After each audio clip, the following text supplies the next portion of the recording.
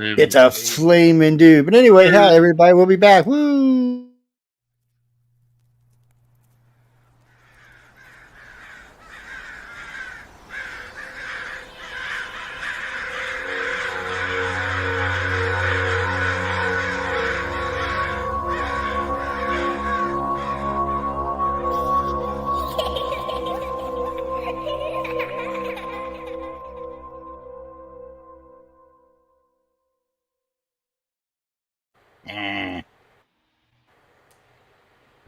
If you have a paranormal experience that you would like to discuss on the show, please email us at paranormal.insight.podcast@gmail.com.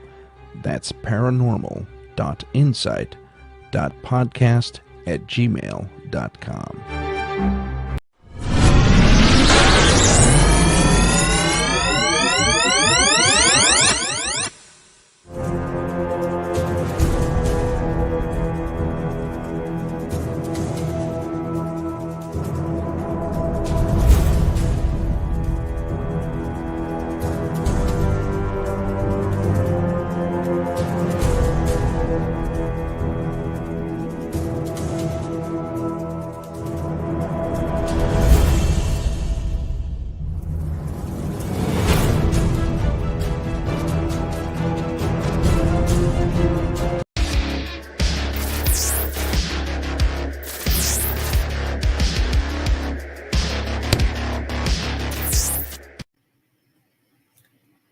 The Church of Mavis radio show, Friday nights at 8 p.m., 7 Central, starring Jeffrey Pritchett with his co-hosts Wham and Jay McNicholas, right here on the United Paranormal Radio Network, UPRN 107.7 FM, New Orleans.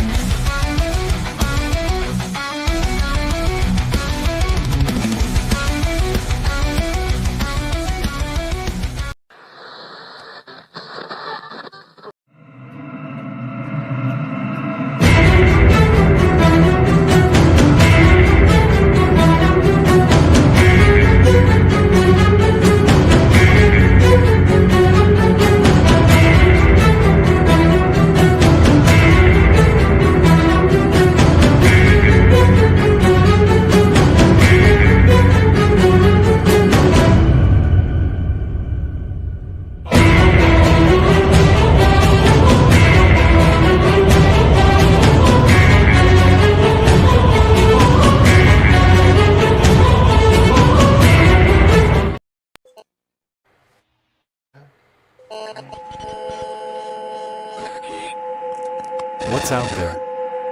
What creates the shadows in the corners or the creatures of the dark? Who are those on the other side? What do they have to say? This is the Gateway Podcast. This is not your normal style of paranormal talk radio. Brought to you live from United Public Radio Network, 107.7 FM New Orleans.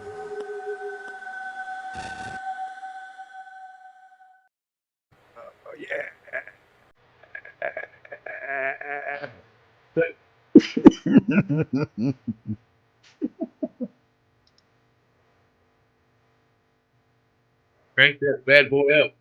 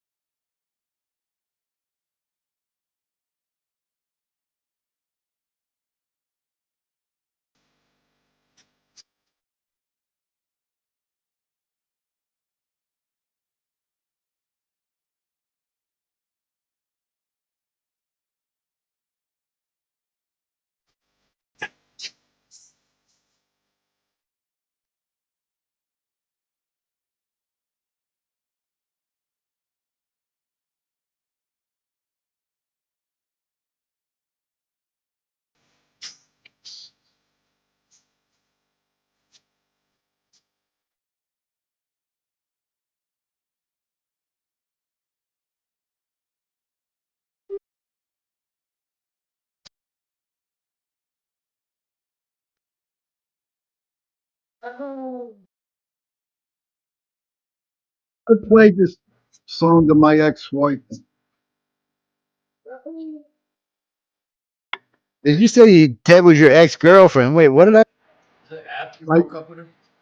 When I got a divorce from my wife, I played this song real loud.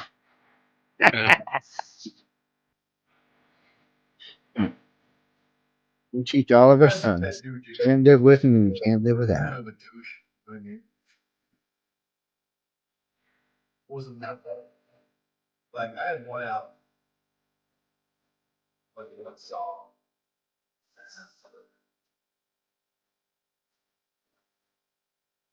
You don't get a Fu Manchu here. Okay.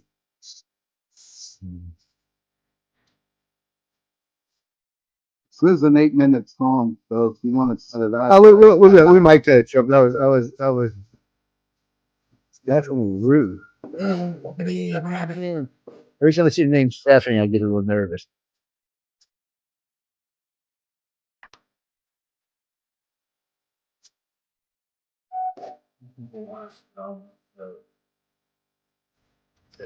This is a pretty good jam tune, though, Sean. Yeah, it's got a good guitar riff to it. That's for sure. Yeah, especially when you play correct lines.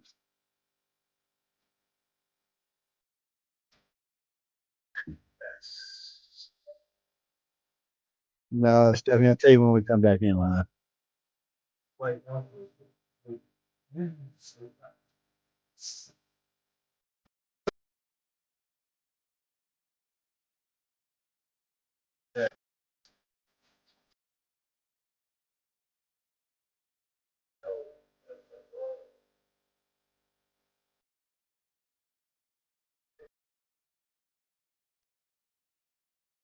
And if you were a musician playing that same chords all the time, wouldn't that be boring? Well, it depends. You think it's repetitive? Yeah, I mean, Yeah, there are it progressions you can depends. do. Ladies and Different gentlemen, that tunes. was Ted Nugent, Stranglehold. So y'all just know who we were listening to as it fades out of existence there. I hope y'all enjoyed that. We are back. Hey, people. So there's a lot to talk about tonight. Besides just the sheer raw insanity of being an American these days. Trump is doing his thing. We all.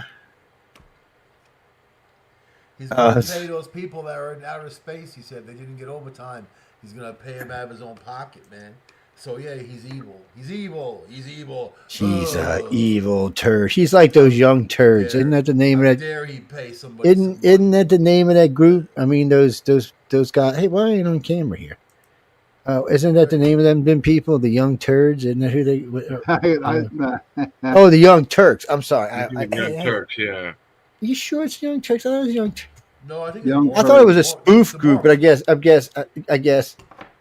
was some crybabies over there, man. Jesus. I can imagine. Plus, I don't know if they knew what truth was. You know, we're just gonna have to start singling out people. I can imagine them being the Young Turds, yeah, for sure. But we're gonna have to start singling out people because some of the shit. And I stumbled across it by accident. I've only ever seen these guys a handful of times. Of course, we did some of them here after the election.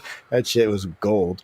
We may have to have a reunion one day and just do a whole show of election shit. But they just I'm listening to the girl. I can't think of her name right now, Ellen or something. She's going on and on and on and on. I'm like, so for 10 minutes, this is not one thing that came out of her mouth was even remotely true. Yeah. And if she wasn't exaggerating, she was fear mongering. I was like, so I picked up the View again, man. Oh no, the View don't have nothing on these guys, man. These are the View's replacements for the future. That's what they really are. Yeah. I mean, but basically that's what they are. They're sore losers. They're crybabies. And she even had to admit that some of the stuff Trump is doing, the people want is probably good for the country, but no, it's really bad, and it's only going to be nothing but bad that comes out. And Trump hates us all. He just hates us all. So I wrote on her thing. Well, I said the only one I see spewing hate is you. Trump's not hating. I said, had y'all even noticed? Trump's not even picking on anybody. I think the Democrats hate us because they're the ones who endangered us. They're the ones who took our money and threw it away. They're the ones who didn't represent us as a whole. It's funny. It's funny you said that because she said, well, at least the Republicans told us they were going to fuck us. Yeah. You Democrats just run around behind our backs and stab us and kill us and do every other damn thing, and are cowards. She said that even frustrates me even more. Trump's So not you even could a tell. Republican. He's a No, power. He's a power figure. You know, he's Godzilla. He's Trumpzilla, man. So he's telling them what to do. Look at Columbia University. He says, stop being racist against Jews. They said no. He said, we're taking your $400 million away a year. Now they're like, okay, we'll do what you want. But what was his big demand? His demand was a university tells their students that they're not allowed to harass Jewish people. How crazy is that you even have to say that these days? That's what the Democrats allowed, and that was what you can expect if you elect them, you know?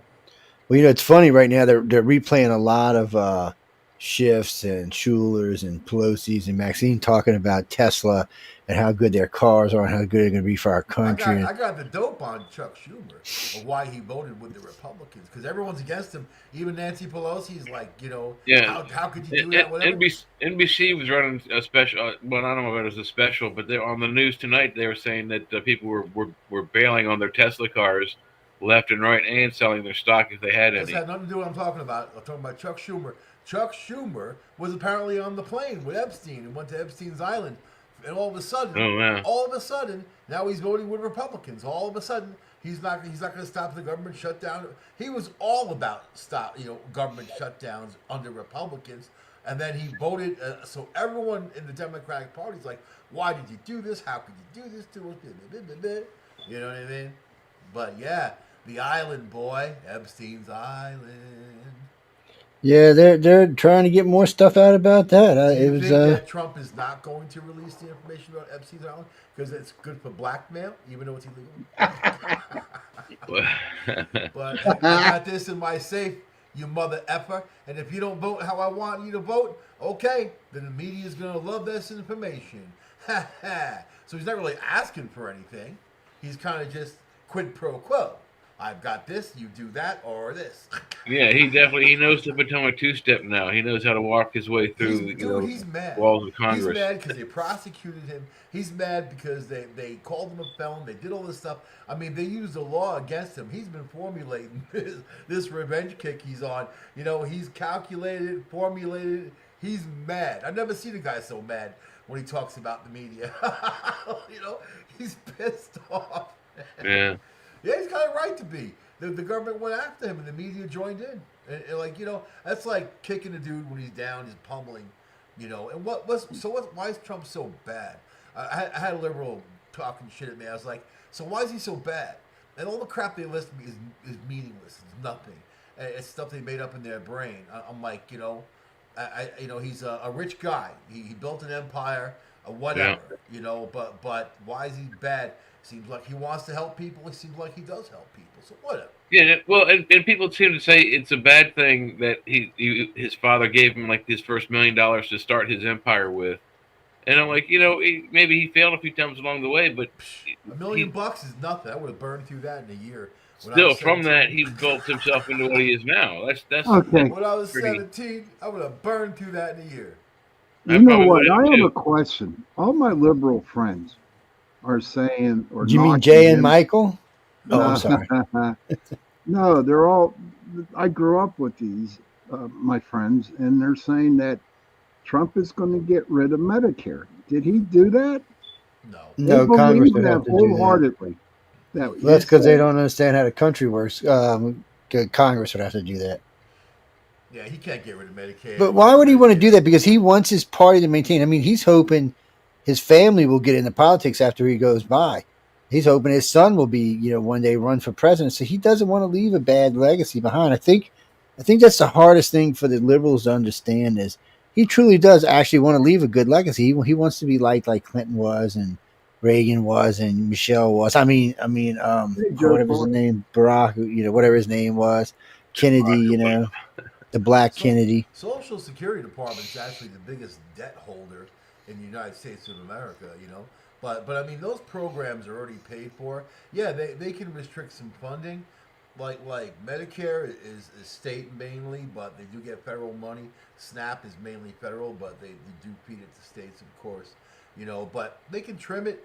but there's not much they can do, and to kick poor people, that's the worst. There is a lot of abuse kick them in the poor system, people. though. Oh, that's A lot kicking of- us. Shit. A lot of abuse. Joe So you need Fox. to find Yeah. out. Good to see You you, need to buddy. cut people off who don't deserve it, and you need to focus on the ones that do, and it saves millions of dollars, literally. You know, because there are people that can get private insurance and they shouldn't be on it. So you know, in 2020, they put everybody on Medicaid. Every state they threw people on without an interview, without a check or nothing. So now they're starting to weed through those masses, you know. But Hey, Joe. there's not much Trump can do in that area, you know. And like No, Joe said, so, you gotta I have mean, Congress. Yeah, and Medicaid said, and Medicare both said that there's about $150 billion in fraud and waste. So they've admitted that they need it has to go through and be cleaned out. It's but you know, he can't touch how the benefits go out. Same thing with Social Security. Those are all things Congress would have to do. I mean, if he catches some stealing, like 300-year-old people and 200-year-old people and shit like that, well, yeah, he can do something about that. But all the rest of the stuff he can't. So, and he would have even a hard time even taking out anything like because they want to audit all of the people in disability, which we know there's a lot of fraud there. Yeah, he definitely wanted to do Social Security, but he was denied access to Social Security today, I believe.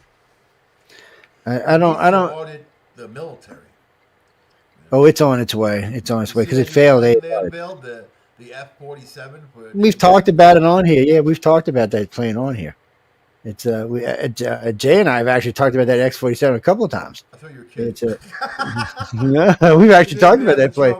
It's his top secret plane that Trump's talking about. We're like, shit, we've been talking about that plane for. It's the one that eventually is supposed to. Well, so originally when they came out about this beautiful airplane, they said it would be able to go into space. It'd be the first generation fighter that could go into space and just hang out if it wanted to and watch the plane coming after it stall out, go down, and then just drop straight back down and evaporate anything underneath them. And it would be moving at such a rate of speed that a lot of even missiles and bullets wouldn't be able to keep up with them. But Joe, can it shoot down a balloon? Yeah. Okay. As long as it can shoot but you can't shoot down. You can't shoot. I I tell you, this sixth generation. With that F-16 or whatever it was, they had a tough time shooting that balloon down there. Yeah, you got to wonder what was going on there, man. Yeah. Oh, let's let it get a little closer. Oh, now it's over the nukes. Wait till it gets past the nukes. Oh, wait, no, it's some more nukes. Let it get It was. I'm thinking it should have been shot down in Canada. They shot that one thing down over Huron Lake. There's a couple of things that were shot down, and not all of them turned out to be Chinese weather balloons. And they didn't say what the other things were. So I don't know what the hell they shot down there. One of them they said was a Canadian weather station that they shot down, and I mean when they started shooting shit down, they were shooting shit down all over the place. They got fucking stupid. We lost our feed, eh? I mean, Mike, can you turn up your mic a little bit, brother? It's hard hearing you. I have a hard time hearing you. Really? Good evening, Yeah. Yeah, you're pretty low in the mix, Mike. You're really low. Is he? Is that better? Yeah, he is. Y'all on crack, man. I hear him perfect. Well, he's your best You have friend in the whole wide world. Look, I'm going to kick you in the ass, buddy. I do know where you live. It's I bet yet. I'm gonna send the ghost to see you.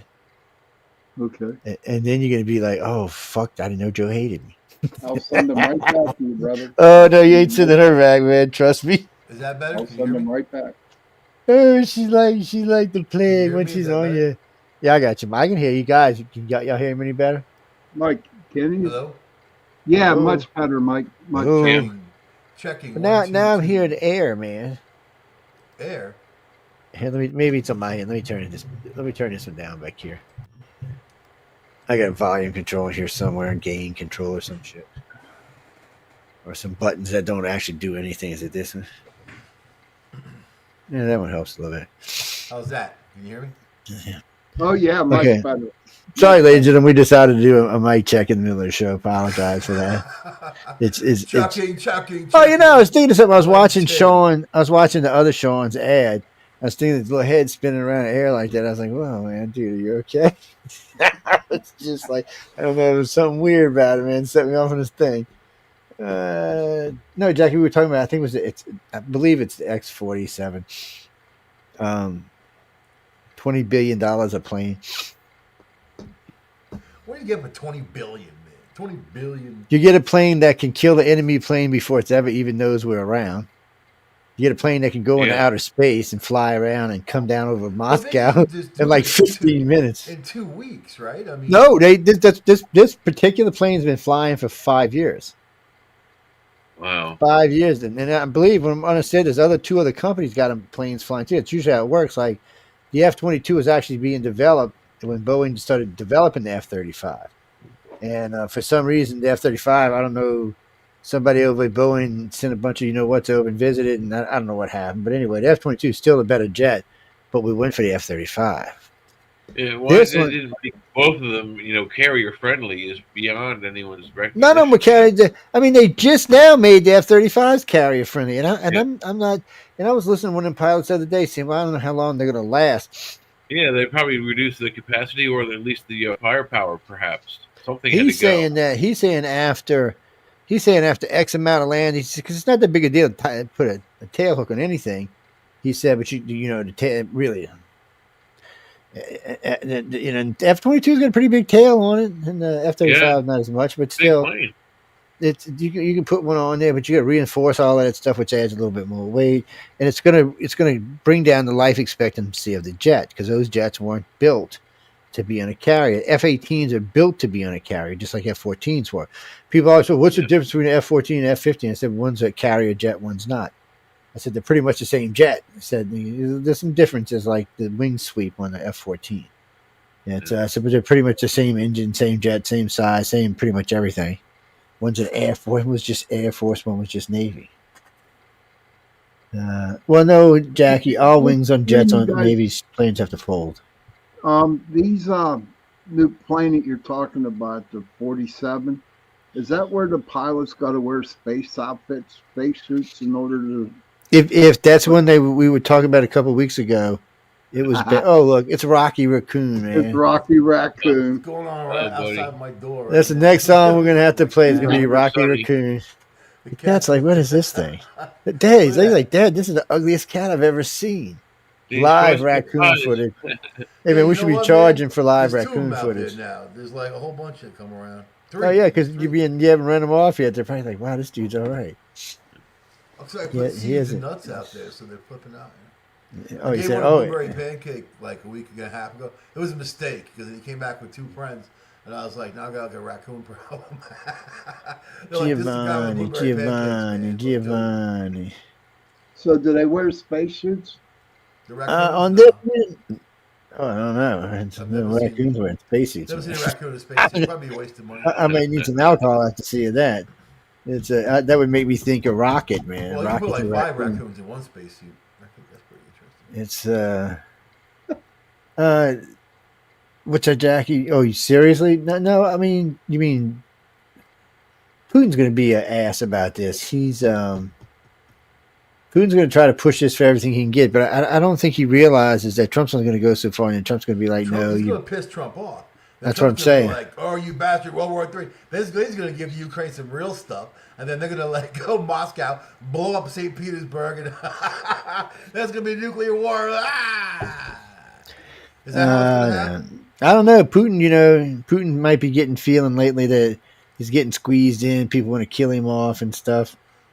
And he's not. Well, they do. I mean, he might be getting a little paranoid. I really think when it comes to a real nuclear war, I think Putin could give the order. I just don't know if his generals, knowing what's coming, is going to be willing to do them. He's got to have loyalists that he knows that. I know, but still. What if Israel sparks it off?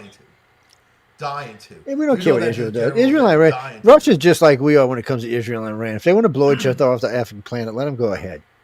Look, I've said this 100 million fucking times. The Middle East has been the boil on the ass of the planet since its existence. At this point, look, you can't quit. You can't quit acting like ass. You can't quit killing each other. So fucking be it. Goodbye. Boom. Turn the whole place into a big glass parking lot, or turn into a big glass solar cell or some shit, and be done with that crap. Be clean energy too. Less people, clean energy. Even reflect some of the heat away from the fucking planet.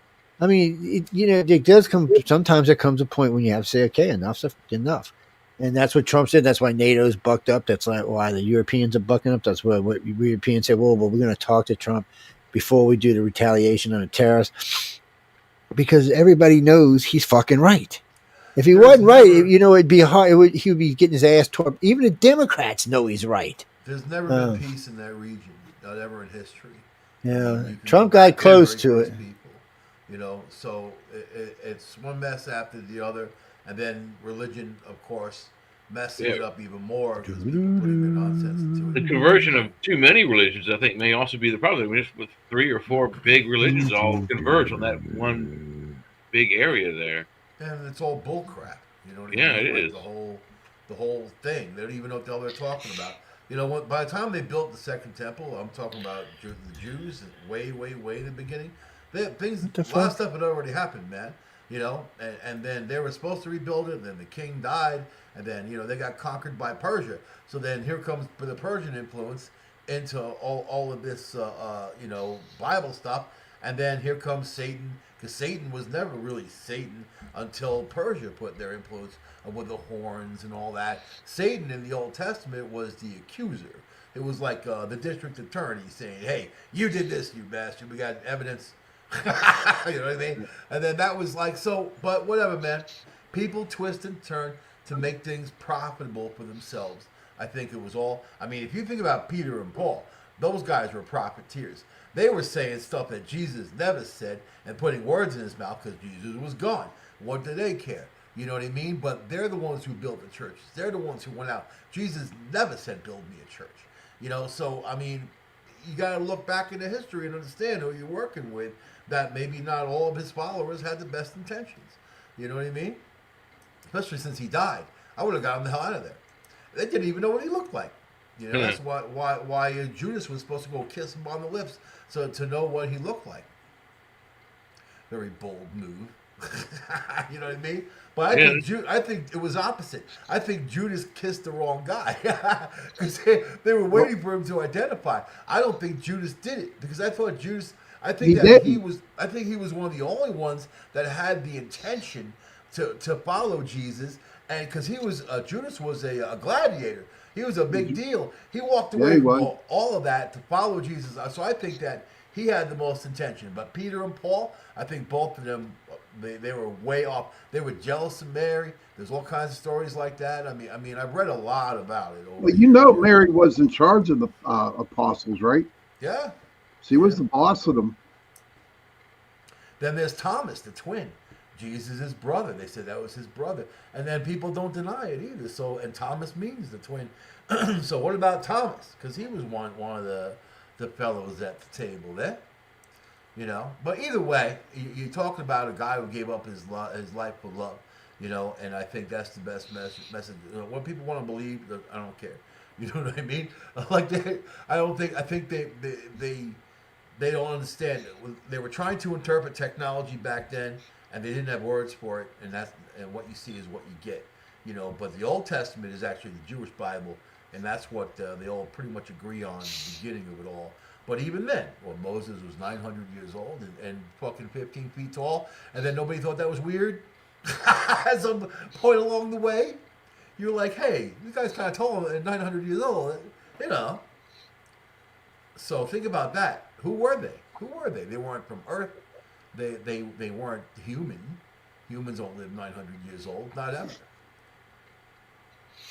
What do you mean, Dio? I'm like 1,721 years old. What the hell are you talking about? You don't count. No, man, it's just normal. You don't count. You're a vampire. But you gotta stay away from garlic. It's when you would do it. Mike, you're right, man. I love garlic. What are you talking about, man? He got bit by one of the vampires down in New Orleans. Freaking Italian, man. I love Italian food. Years ago, man, and You know, because you don't age, you look the same. You were down there years ago, and then, hey, baby, want to come hang out? You had a couple drinks and before you got married, whatever. You're like, hey, let's go. I got some crawdads for you. I'm going to eat those crawdads, baby. Give me them crawdaddies. I want them all. Oh man, we don't know this asshole, man. And We we'll don't slap know you this and guy. tickle later, and you're a vampire. Jesus. Man, Oh no, Jay's the one that's pregnant. That's right. He's doing quite well. I was Yes. the one that got pregnant. Yeah. Got the alien Yes. baby. You better make that baby dad. No, I haven't heard Pay the for dad that is going to. I hope the dad is going to pay child support, but I don't know if their money's any good on our plan. I mean, unless they're playing with gold or platinum or something, that might be different. Right, yeah. that would be I want nice. 10%, by the way. It's just. Well, no. Oh wait! I got to explain something right quick. To somebody. 25% tariff on that stuff. So when I said I was going to send somebody to haunt Sean, and then that girl Stephanie came up and said something. Okay, a good friend of mine who passed away, I don't know, about 2 years ago. She used to be a station manager in this network, Stephanie Benetti. And I was going to send her to go haunt Sean for Sean. I'll just get rid of her. I said, no, it doesn't work that way. You never get rid. Well, once you get you, buddy, it's over with. It's over with. She'll be living there, and you'll be sleeping and waking. Oh, hey, how you doing? It's one of those things, man. She's one of those kind of ghosts. I really wish I would have met her. You would have liked her. She was definitely feisty and definitely opinionated. She was nuts. I love that. Yeah. She was shelling it too. She was nuts. So But she was a great lady. she was crazy. What's it, Janine? Actually, I am looking up to see if we can find any actual information on the F-47 6 Gen fighter by Boeing. Well, I mean, I would like to know. I'm part geek, part nerd, part weirdo. Anything science makes me go. So let's see what we can find. So, do they have a squadron of those 47s, or is it just one plane they got? He can't tell you that. And I noticed he mentioned. I went to mention so. Okay, so first off, this plane actually carries drones on board, and it also has drone assist. So I'll have to show you something the Navy's building right now. Actually, already has some of. The Navy had these real badass X-47. Beautiful Stephanie. Yeah, she was. Yes, karate expert, beat the living crap out of you. No, She just lived in kidding. Staten Island. You have to be a karate expert. She was a mess, but Or we have a loved her. team of killer dogs or a machine gun, whatever you have. And, But if you got one, they got one. So that's Staten Island. When you drive through there, there's no speed limit. You just got to go as fast as you can so the bullets bounce off your car. Just go. No, there's some places in Pittsburgh like that, Mike. You go through every red light. Good old You do not Pittsburgh. stop. Okay, let's see. I had Here- friends who were cops in the South Bronx, and they're like, yeah, if you're driving through there, so I told them I go down Broadway to Jamaican Deli to get the stuff. This Irish sea moss. It's a drink, It's really good stuff. And I make a pilgrimage, and the guy's like, oh, you better not get caught in South Bronx, Don't wait for none of your red lights. They'll drag you out of your car. Oh God. He's right, though. They'll bust your window and drag you out of your car. They'll rob you, steal your car, beat you up. That's what they do, man. Damn. Yeah. Okay, wait, hold on. Where's the one I'm trying to show? Where'd it go, man? It's just there it is. Years ago, I used to hang out in all those neighborhoods. Nobody ever bothered me, man. I never had an issue, not anywhere. I hung out in East New York and South Bronx, whatever. What the hell? War zone. It was worse than Beirut, It wasn't until upstate New York that I had an issue. That's it? Wow. Yeah, look at What those are the 47s? Or is that a digital rendering of it? Let's find out right quick. Where is the page? I like the look of it, at least. It does look badass. Well, I'm going to show you something. I'm going to show you something. Is this the page? Is this the page? Is this the page? This is the Pretty page. slick. All right, let's see. Real speed reading course here. It says it's the F-47. Now they're Air Force, right? Yeah. 300 million, like 40 Yeah, billion. no, that ain't too big. 20 billion. I don't know what they're playing there with. Well, he said the X-47 today. Well, 20. That ain't 20 billion. 300 million is not even that. Most even aircraft carriers. See, this says Lockheed Martin. They're saying Boeing. Uh-oh. Well, no, it says Boeing edged Lockheed Martin for the. Oh, no, okay, we got you. So that's So what you happens want when you Boeing, jump man. ahead. Boeing is crapola. Shh. Yeah? Oh, there's a $20 billion developer. All right, there we go. Boeing is like your airplane door falls off in the middle of the flight. It's Ain't much else it says about it, really. Okay. They're pretty Yeah, happy well, to talk about it. I don't What know. do you think about that Looks Pete beastified. headset? What do you think about him? I think he's got a weird edge to him, man. I don't know if I'm comfortable with his edge. Dude, every time I see him, I think he's on crack or something. He's like, yeah, man. Yeah, Mr. President. Hey, where you want me to put it, man? Yeah, I got it. Oh, they're not going to fuck with us, dude. No way, man. No, damn it. Joe, I believe our guest has arrived. Our guest? Ain't no guest. Who is that? Is that Kevin? Yeah. Yeah, drop him in. I'm not on the page with y'all. This That's guy why. Pete Hegseth reminds me of this guy Bobby I used to know who was in. Hey there, Kevin. What's up? How y'all doing today? All right, Kevin, how are you? Pretty good, pretty good. Let me be a polite host and come back to wherever the hell y'all are. Oh, there y'all are. Okay, I'm like, it was like 20 pages. Kevin, Michael Angley down there on the bottom right. A little strange. He's all right though. Sean Kelly. Dude, this guy is so rich, he makes frickin' Elon look poor. He owns like a gold They mine do up in the call middle me of this Dexter on here too, dude. So yeah, they do. He is Dexter, dude. So I'm just Dexter. beware, he is Dexter. And of course, there's Jay, but we're changing Jay's name because he is pregnant by an alien. But we're actually going to change his name to Bob, not this Bob, because this particular Bob is a naughty Bob. That Bob is naughty. And plus, he's dead. No, well, he's only dead here. Once the cameras go off, he's like, "Hey, how y'all been? You're talking about me on the show again, you asshole." You know, blah blah blah. What do you mean? Where did I get that? You know what? I don't even remember where I got that. I'm almost positive it was given to me by one of the contactees. I don't know where I was. Laughlin, Nevada, or maybe I was in DC. I had just got through doing some. I just got through doing some work with Lloyd Pye, who had the alien skull, and that was a gift by somebody. Yeah, just. If the boss knows, yeah. If I ask the boss, but I don't know. Just it's so long ago. It's been there a long time. I had that thing during Katrina. It survived Katrina. Actually, it was in the house, got blown around, and it's still alive. What can you say? And little gray bastards are tough, man. Anyway. Kevin, you walked into the middle of the news. That everybody here is kind of a little bit possessed. How you been, man? Everybody's treating you okay? Life's being nice to you, kind. Oh yeah, everything's been going pretty good. You know, like my new job is going pretty great. You know, and I've been organizing pretty much my new office area here at my house. I mean, you can see a couple of the books behind me. You got what you got to do, man. You got to get your stuff together so you can do it. Since Joe was not a polite host, can you tell us a little bit about you? Introduced everybody. Kevin, tell him hi. Tell him how you know me. Just tell him because they'll harass you all night, man. All right, so I first met Joe when he was on Heather White's show back when she had Midnight in the Desert. After she took it over, remember from Heather, Art. right? Woohoo! Yeah, I'm sorry.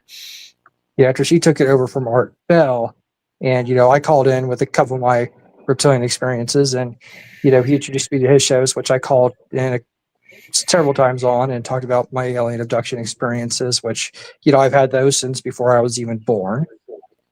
And I have a lot of very long stories about that. If Joe wants me to go ahead and get into that, I definitely can. Yeah, tell him a little bit about it. They all right. All guys here are familiar with it. All right, so it all starts. It all starts back in January, February of 1988. My mom was about 8-9 months pregnant with me, and she found herself surrounded by all these tall creatures that she could not see because it was dark in the room. And then all of a sudden she was on a metal table, and these creatures were holding her down with extremely long fingers, and they poked and prodded her, and she could not scream. She could not move. It freaked her out, and she was screaming for my dad the whole time, and nothing would come out. And then when she was finally able to scream, he would not wake up. And then he finally woke up, and she told him what happened. and he did not really believe her. Now, around that same time, probably just like maybe a month or so before the incident, her sister, my aunt, she saw a silver disc hovering above the tree line, which goes to the tree line behind that house, actually leads to a creek. And after probably about like a year or two after I was born, this is a big family story that I disappeared from my crib, and I was found wandering on the other side of the creek, and that creek is pretty deep. I mean, there's no way a toddler can walk across that creek without getting wet or drowning. And I was found there, dry. No sign of any witness or anything. And my parents apparently asked me how I got there, and I said I didn't know.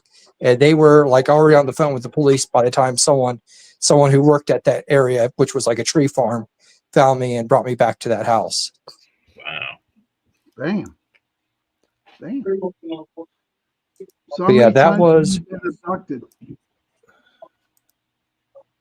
I can't hear you. How many times have you been abducted?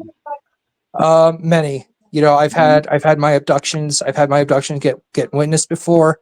I was on an NJROTC field trip in high school, and we were doing these drill meets, and we stayed the night at a church. Like we were at another school's drill meet, and we had the little fire guard thing going on, and I was abducted shortly after the fire guard ended for me, and that was witnessed by another kid who was sleeping in the same room, and he saw me get taken through the walls by these grays, and but he said the grays had whiter skin, and they just took me to the wall. The wall changed color. He said the wall changed colors as the grays were taking me through it, which I don't know if I've heard that a couple of other times before, and and one of my ex-girlfriends has seen that happen once when she witnessed the grays taking me. That she said that the walls changed color when she saw me get taken through the walls as they were actually returning me.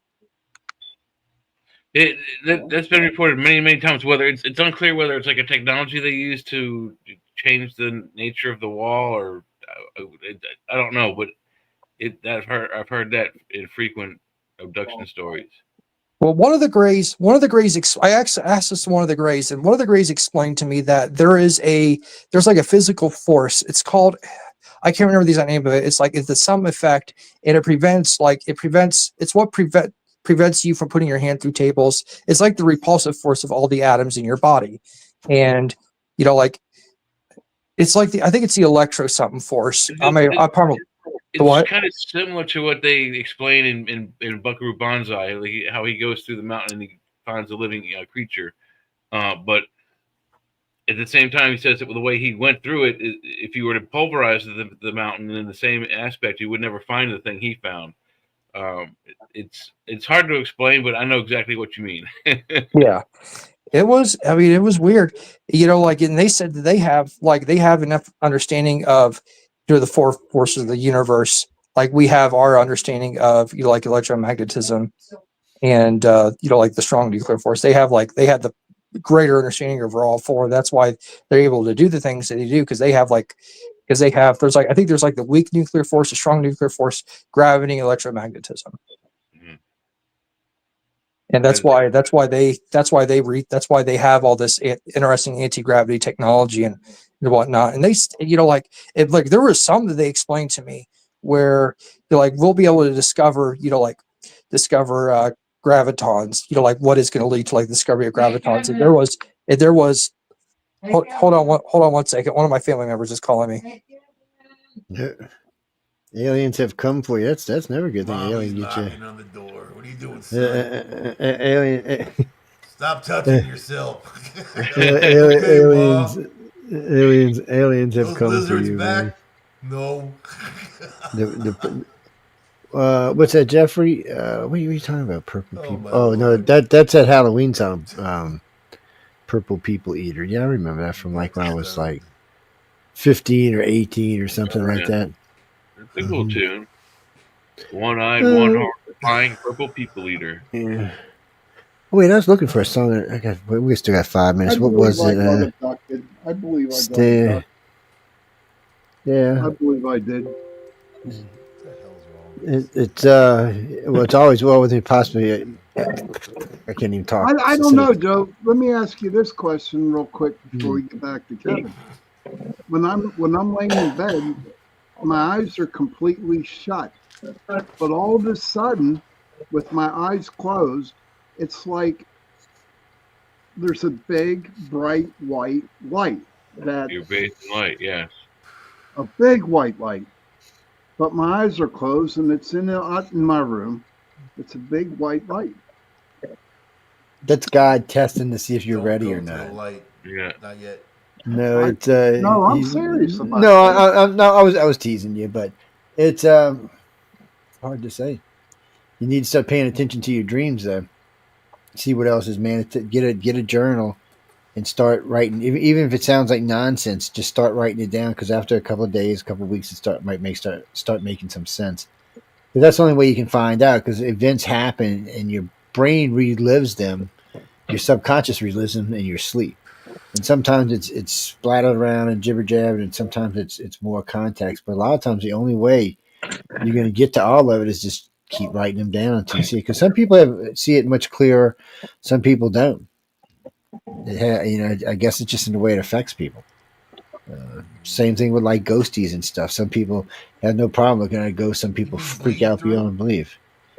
Damn right, dimensional bleed through, man. See, Mike's trained, man. I got him trained. About bleed through, bro. We got to make a song for the Ghostbusters. Dimensional. We never said happy birthday to the beautiful and talented Amelia Pizzano. Well, I think they call it a dimensional cross rip. Happy birthday to Amelia. Happy birthday to you. Oh, Kevin's back. Kevin's back. Yes. Yeah, hey, back. Kevin. We were singing a happy birthday to Amelia Pisano, who made 46 day before yesterday. Beautiful and talented. Nice. Amelia Pizzano. Yes, she's just a puppy. What can we say? Just a youngin'. Just a pup in the flock. Amazing artist. Amazing food artist. Let's not get started. No, it's no food porn allowed, man. Things got weird. Oh man, you gotta watch these guys. They'll get off of food porn for like a half hour. It's not real porn, man. It's just she has really good food. It looks really good. Go ahead, wait. Let really Kevin. You know what? Well, we got to go to break, so we're going to go to break, and then we'll come back. We'll let Kevin finish what he was saying. I know we're right at we that. Should play some Grandmaster. We're getting right at it. Grandmaster Flash. White lines. Remember that song? I ought to just play some Flash Gordon just to irritate your ass, man. Oh wow! I think you know what song? Oh what's the name of that I song? like that movie. Jay, what's the name of that song? Stand. What the hell? Staying Alive. It's an alien abduction song. I can't remember the name of it. The girl, the remake of it, the girl got the bar. The other girl. Damn, man, I hate when my brain just doesn't do stuff like that. Everyone broke up. I didn't hear the question. It's no, I was just looking for a particular song. I think Prince was an alien. Alien do you abduction. think Prince was an alien? He looks like an alien. No, Prince was a dingle hell. Aliens That's aren't why that. He didn't die. He went back where he came from. Yes, no, aliens aren't stupid enough to OD. I would think they've made it past all of that shit. At least by now. What is it, Stan? Oh, what the hell, man? Songs would drive me crazy now until I remember the damn name of it. Play the Carlton dance song. It is not unusual to be loved by everyone. Play Amelia's theme song. It's amore. It's amore. Huh. It's one of the We know Grandmaster Flash wants some lasagna and meatballs, dude. Smack that meatball. I love it, man. The abuse you have to take around this place, man. Just a man of God. It's you know what I mean? No, Jesse. That was the other day we played. We played Eureka really the other most day. Beautiful creations. I mean, you've never seen pictures of the stuff she cooks. She's incredible. Really artist. Real artist. Well, since I can't find that one, I'll just use the one off of UFO on the cover. Too. She was amazing too in the kitchen, man. She's a good cook. She was a good cook. She used to set up the camera on her phone so I could watch her cook. She used to drive me crazy. We'd be prepping for this show. She sexually harassed me at 4 o'clock in the morning. Yeah, she was bad. Who's that on the phone? I'm like, you don't want to know. And you don't want to know what she said. Yeah, you definitely don't want to know what she said. She's just some crazy chick. She's my manager dad at the station. Just ignore the crazy bitch. Mike, come to Staten Island. This Chinese food. Let's have Chinese food. But anyway, we're gonna go to we're gonna take a break and cool off here, people. We'll be back in about 8 minutes. We'll let Kevin pick up from there. Any moans, groans, bitches, complaints, or gripe, please address them to Michelle DeRoche, because I just don't give a shit these days. She's the best person. No, Danny, but if you ask me that on Wednesday night, I'll tell you that. Yeah, I'll tell you like that. I know usually on Wednesday and Saturdays, they ask me Saturday. It doesn't matter. What the hell? But anyway, on that note, we'll be back in about 8 or 9 minutes. Please stay tuned for the break and enjoy yourself. Go get some coffee. Get a cappuccino, Mom. Get a cappuccino. Yeah. Get abducted. We want. I'll get more than a cab.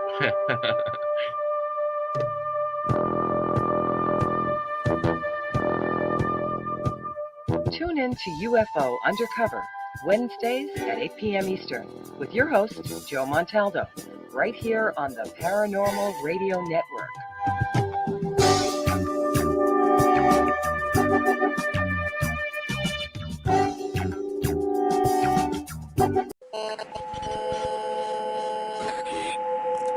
What's out there? What creates the shadows in the corners or the creatures of the dark? Who are those on the other side? What do they have to say? This is the Gateway Podcast. This is not your normal style of paranormal talk radio. Brought to you live from United Public Radio Network, 107.7 FM New Orleans.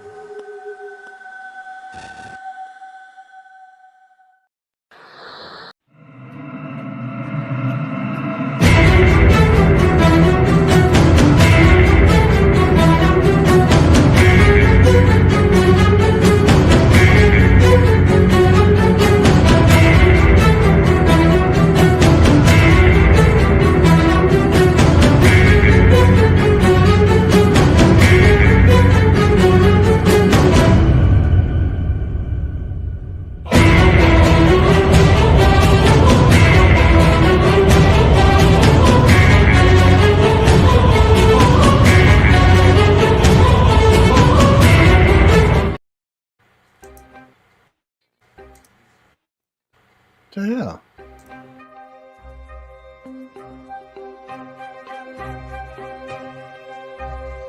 When they are consuming your minds and your thoughts and your dreams, from the angels to the demons and to the mysteries unseen, there is no need to worry. There is no need for dread.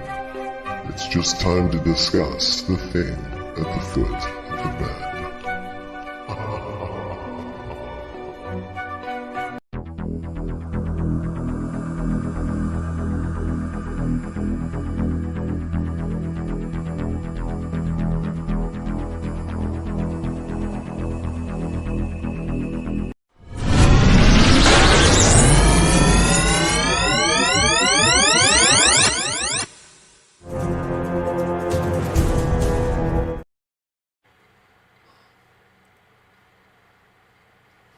Yeah, I just got a notice that George Foreman died today. Did he? Yeah. Oh, no. Years old. 76. Well, he was just a baby. Wow. All right. What y'all doing taking the thing off the thing? What happened to the thing? That's what I'm saying. So who? Alien What the heck, abduction. man? The aliens. The graves. I'm not even on the screen, so I don't know what the hell's going on. Let me go back and find out. The thing is gone. The thing is gone. Here we go, guys. All right, leave the thingy alone, man.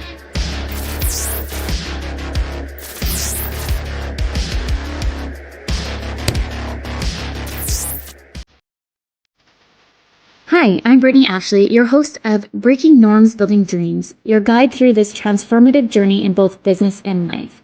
This is your place crafted for dreamers, doers, or anyone who has been told they can't. Get ready as we challenge those narratives together. You're tuning in live to the United Public Radio Network, airing on 105.3 and 107.7 FM in New Orleans.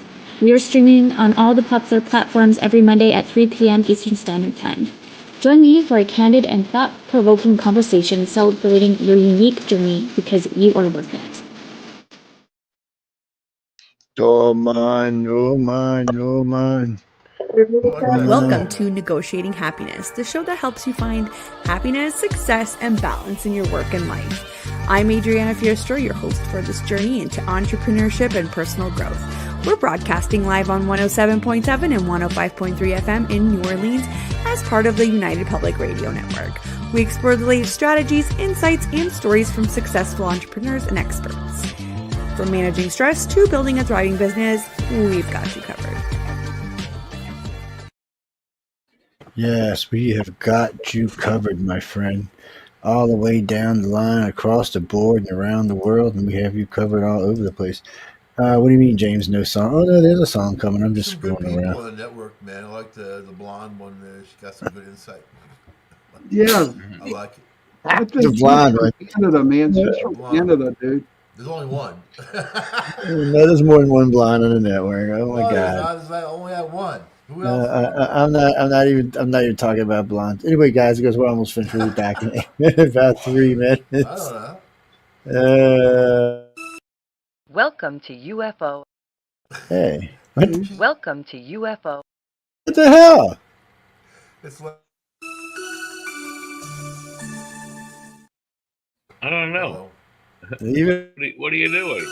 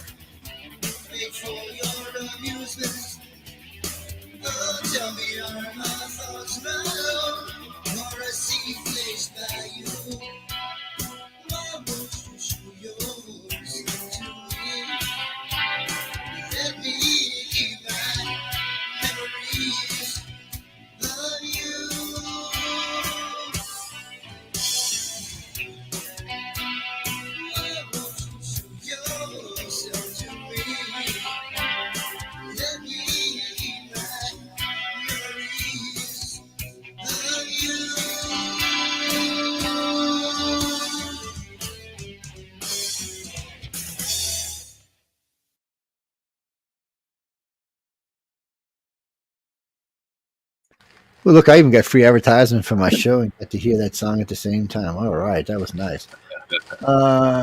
Jamie Lee Courage, you dummy. It's actually no, that's a closing song for UFO Undercover. It was written specifically for UFO Undercover. It's just about coming out, being an alien for the first time. It's what the song is about. But it was written for UFO Undercover, yes. But Which this we'll have Kevin. side. Yeah. News Hey. on the flip side. That's why it says flip aside, asshole. News. Flip aside, asshole. See how that works out? So Sean said he's moving in with Jay to help him out with the baby. So that's going to be interesting. I want some videos, man. You know. See, he was telling us earlier he's going on vacation, but now we know what's going on. We see now we know the truth is out. The truth is out. He's going to hang out with Jay. I think Jay's a lady said she can't take his pregnant ass anymore. It's just too much. Is the baby dad owning up to it, Jay? It's no. At some point, I don't think he's fessing up yet. And it's hard, man. The state can make him pay. You know what I mean? Hold him accountable. Hey, Kevin. Kevin's back, man. We got to talk to Kevin, man. Yeah, wait, hold on a second. So what do you mean, Jenny? What do you mean? Because we're shitting around? Okay, so Kevin's talking about his alien abduction. Everybody in this group here has got experience working in this particular field. I have more than the rest of them, but still, it's so no, we're just poking around, but we're not making fun of anybody. And look, you know my rule. If you know to like it, you kissing my what? Don't make me say it. You know where the exit is. That's right, you asshole. I see you made me say it. Son of a bitch. Anyway, Kevin, go ahead, man. Sorry. See, it gets a little weird on Friday night. These guys cannot behave themselves. I don't know what it is. Back to the abduction. I want to hear about the sex. The sex. But go ahead. But we're going to bring you on the other show so we can actually get into detail. Go ahead. Night, what you were saying. Sex. What did he say? He said sex. Where's the sex in the alien abduction? He said, man, you can't talk about the sex in the alien abduction. You might get beat up, man. That stops it.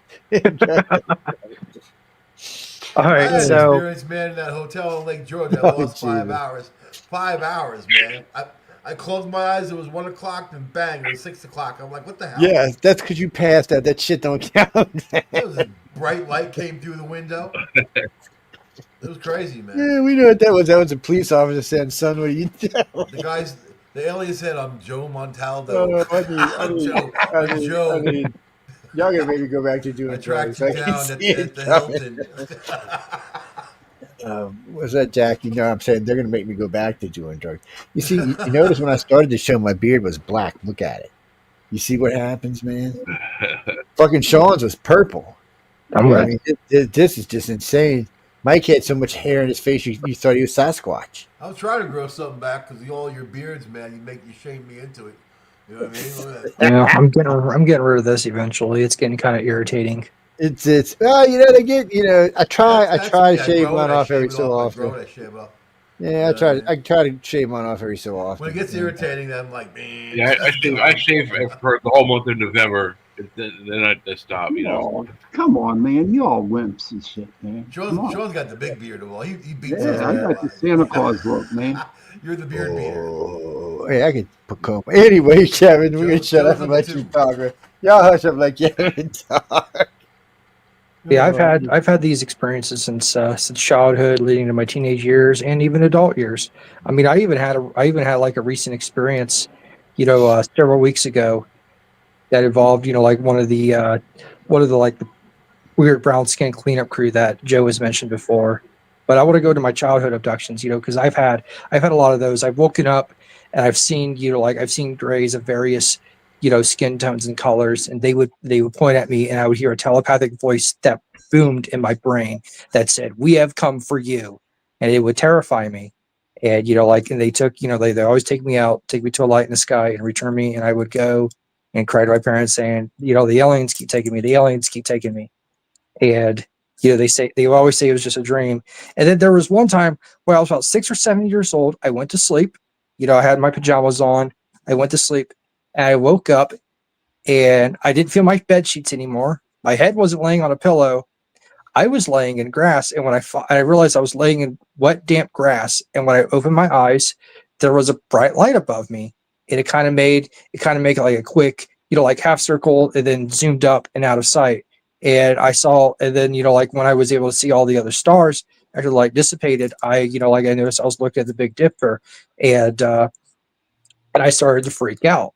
I started to freak out. I got up, saw my house, and I started banging on the bedroom window where my parents were sleeping, and they woke up.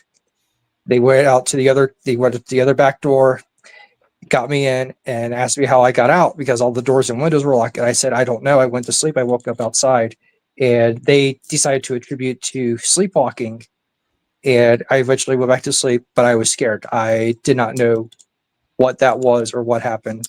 Now I know, but yeah, back then I did not know. I did not know what was happening, and those things happen. Like, and other family members had some experiences too. My brothers had a couple weird experiences in which they woke up in different rooms of the house, and I remember waking up in different rooms as well. Like sometimes with a different kid's clothes. There was one incident in which I woke up with some other kids' clothes on, and I don't even know how that really happened. Like it was, and I really had this like really, really vague dream where I was in this white room, and I liked this kid's shirt, and me and him like exchanged shirts. And he said his dad gave it to him, and it had a really obscene word on it. And no like 8-year-old should wear. And I woke up with that shirt on. My mom and dad asked me how I got the shirt. My mom blamed my dad. My dad blamed one of my cousins. And back then it was kind of goofy, but like that was extremely weird.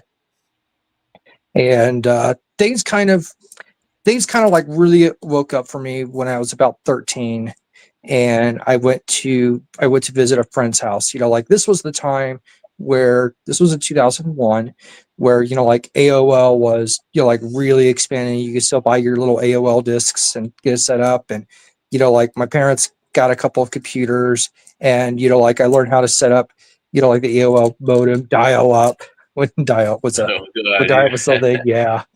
And like my 13-year-old self thought I was a genius. We're learning how to use all the specific dial-up numbers, which ones were the fastest, which ones were the slowest. And like my friends' grandparents wanted their computer set up, and they said, well, Kevin's a computer whiz, have him do it. And I went over there, did it, and they had one of their other granddaughters there who was about like 4 or 5 or 6 years old at the time. And I was over there, like one of the grandfathers, one of the grandparents. He was I think he was a Vietnam veteran, and he spent some time. I think he also spent some time in the Navy. I can't remember which branch it was, but he spent time in the military, and I talked to him about it. I told him I was going to join the military after high school, and my friend, I call her Rachel. She was outside, and I was getting the computer set up. I told them how to create their own screen names and stuff, because I guess they had another relative of theirs who was also in the military, and they wanted to talk because like he was going to be away overseas. Yeah, they could talk to AOL Instant Messenger and whatnot. And as I was talking, all of a sudden, I could not move anymore. I tried to turn my head. I could not turn my head. I tried to move. I could not move. And I was finally able to move my eyes, and they took toward like the hallway that was near the kitchen, and these creatures stepped out. They stepped out of the darkness, and it was two short grays, and in between them was this really tall gray, but his head looked a little bit different than the other grays. I mean, his head was more mantis shaped, minus like the antenna, and like minus the eyes bulging out, because they were more kind of like in, instead of like bulging out like they usually would. And they looked at me, and I could feel them looking at me. Like it felt like they were gauging for some sort of weird reaction, and I still could not move. And eventually they came out. They walked toward the granddaughter's room, and I somehow knew they were there for the granddaughter. Like she had apparently she was an abductee as well, and this was a long time thing that was going on. And the tall creature came out with the granddaughter in its arms, and the other two grays were standing side by side with it, and they just stared at me. And I was finally able to start clenching muscles. I started clenching my arm muscles and my leg muscles, and then everything else. And I was even starting to really freak out. because I wanted to move. I wanted to get out of there. I wanted to do something because I never thought anything like this would ever really happen. I did not. I mean, I was scared and confused. And, and the grandparents weren't really reacting. I was looking at them and they were just staring right at it. And eventually I was finally able to move. I don't know how I broke it. I actually talked to a doctor. I actually ended up talking to a doctor about this. And I think the doctor told me that, I was able to clench enough muscles to build enough adrenaline to break whatever paralysis that they were putting me over. And I grabbed like a metal rod that I saw next to me and I started the charge toward him, and I felt the back of my shirt get yanked really hard. And it was a grandfather. And he looked at me and he said, "They will bring her back." And I could not say anything. I didn't even know what to say or think. I looked outside for my friend Rachel. She wasn't out there. I didn't know where she went. And eventually, like the grays and the tall gray creature, just the light around them just stretched and they were gone. And I got on my bicycle. I rode home. My parents were kind of mad at me because it was way later. It was way later in the night than it should have been. Like, it was because I got there. I remember getting there around 4 p.m. and I didn't get home till like 9 p.m. And there was no way that much time could have passed. And like when I finally met with my friend Rachel the next day, she said this thing has been going on for a while. And eventually, like a few months later, them and the grandparents moved. They moved out of state. I never heard from them again after that. That's crazy. That's crazy. Well, where you live, where you grew up, and where do I live? Well, no, you don't have to say that. But what I'm saying is, where you grew up, was there a lot of UFO stuff happening? I mean, was there? Well, this is a bit north of Dayton, Ohio. I mean, it's, so there's, of course, in Dayton, Ohio, there's been a lot of UFO sightings. I mean, I'm like literally a stone's throw away from Wright-Patterson Air Force Base. Wow. And so yeah, there's been a lot of UFO activity around here. I mean, they definitely have an interest like in this area. And I know there's been like a lot of abductions, because I had my friend who had a psychic shop, in the area. She's had people stop by who's talked about aliens and their abductions and whatnot. And even she's been an abductee too. And even been abducted by the same type of reptilians that I've been abducted by, which I thought was very, very interesting. Well, when you got abducted, what did they actually do to you on the ship? I remember they inserted like this really weird long needle thing. I remember waking up and I was actually above my body, which is the strangest thing. And I'm like, one of them, I remember waking up, they had like, they inserted this really, really long, thin needle thing into my head from, from two sides. And when I woke up, there was actually marks, which I think you could probably see a scoop mark on each side of my head. Oh my God. Yeah. Oh wow. And I don't know what they did. They might have done some sort of weird brain surgery thing. I don't know. They could have been uploading. Yeah. They could have been uploading, new information or downloading information that you've collected. Possibly. Or both. Yeah. You know what? Did you ever try, or did they ever try to befriend you? Yes. Like the Greys did befriend me, and so did the reptilians. I mean, that was, so. I mean, I got less and less scared over them as time went on. Like after like I was 13, I actually got on to the AOL message boards, and there was one for, there was one called UFOs and Aliens, and it was called like an unofficial alien abduction group on AOL, and I talked to a lot of people over there, and like some of them shared some of their experiences, which are very, very, very similar. Okay. And they had all sorts of the same stuff happening. Like some of them even got abducted in front of their family members, which that was kind of freaky to hear. Like I know this one girl I was talking to, I talked to her for a very long time. She lived out in Iowa.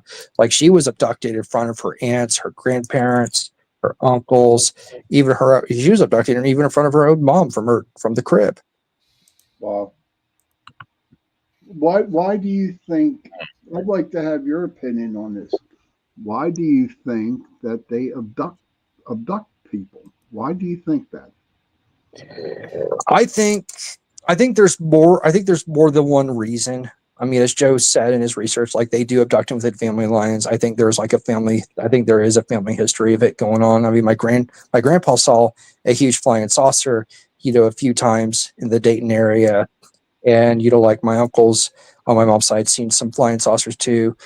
And like I think there's more than one reason. Like one of my theories is that they have this program going on where they want people to go to certain fields, to scientific fields, where even they contribute like a small thing. Those small things that you contribute will lead to a bigger thing. Kind of like a really, really long-term longitudinal butterfly effect. And it's for more. Sorry, go ahead. And I think it's for more than one. I think it's for more than one purpose. I mean, like here's something else that I've noticed, and it's kind of like a weird pattern thing. When Travis Walton got abducted, I mean, like the aliens had to know that he was coming, and and I think not only the aliens knew he was coming, I think the aliens knew that he was going to actually go really public with his story, and that was going to bring a lot of people, like into the whole disclosure thing, UFO, alien abduction research. And, because there's a lot of people that talk about Travis and they really believe his story. And I think that's one of the reasons probably why they took him, because they knew that in the future he would be important for disclosure, on behalf of the aliens. Well, he was what we call a handoff case. He was so not all the time he was missing, he was always on the craft. Some of the time he was missing, he was actually with humans. So you'll hear him talk about a segment where he's talking to these people in these white suits. And when he describes them, it sounds like just typical CDC suits, Center for Disease Control, contact suits, what it sounds like, infectious something going on. So, and when I asked him on the air, I said, did they telepathically talk to you? He said, no, they just talk to me like you and I are. Suggested just everyday ordinary humans and not aliens. So They also talk about going into a hangar that's a human hangar. When he came out of the ship, it was inside of a hangar like you would see for a military aircraft or something like that. So we know he was handed off. However it went down inside the craft, they put the craft down inside of a U.S. base. And that's where they took him from there. And then after that, wherever he ended up was thanks to the military, not to the extraterrestrials. I don't know why they do that, but every now and then ET just does that. They hand off a case to the government. It's I'm pretty sure that's what went on with Betty and Barney Hill, for that matter. They were set up, on the way down. They knew they were coming. They were abducted in Canada and abducted in the United States. There just seem to be a few times that our government and the aliens have done that with our government. For what reason? I mean, there could be a bunch of reasons why, but I don't care to speculate on them, because we'd be speculating on each and every one all night long. There's just too many of them. What is it? What was the need?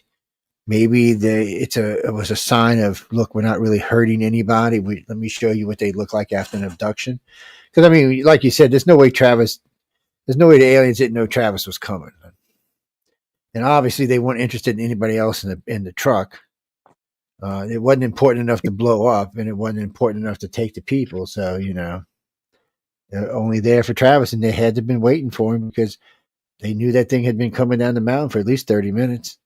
Even if you were just watching the lights bounce around a score and listen for the squeakiness of the truck squeaking down the road, you would have known they were coming. Not like if you got advanced extraterrestrial radar, and I can see 360 everywhere.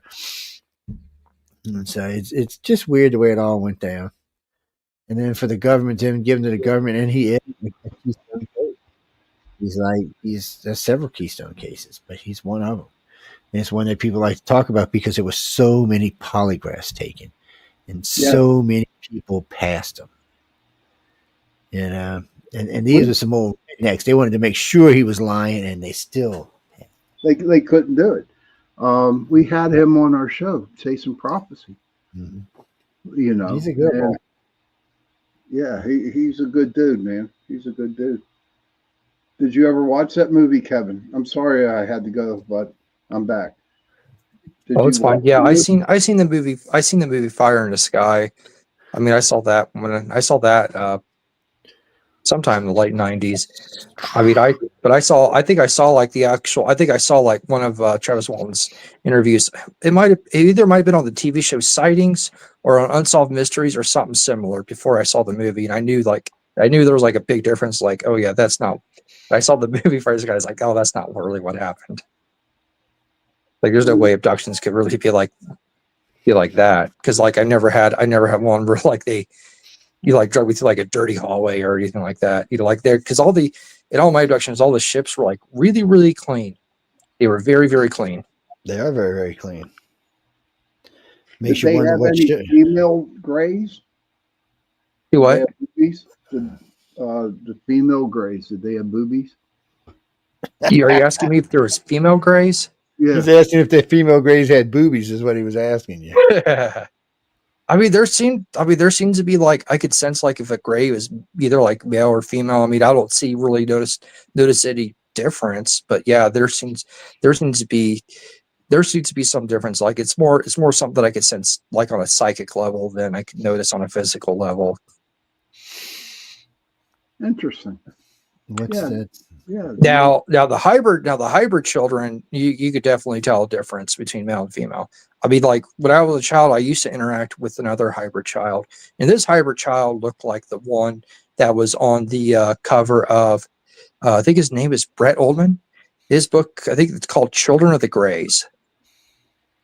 Oh wow. Oh wow, that's pretty interesting. This is fascinating. I'm still on the fence like Joe about him seeing ghosts. I saw the UFO going to work. It was huge. It looked like the Starship Enterprise. And but when actually I can see an alien and shake its hand, then I'll know for sure they exist. But I know UFOs exist, but I'm not sure if aliens do. Just like I don't believe in Mars.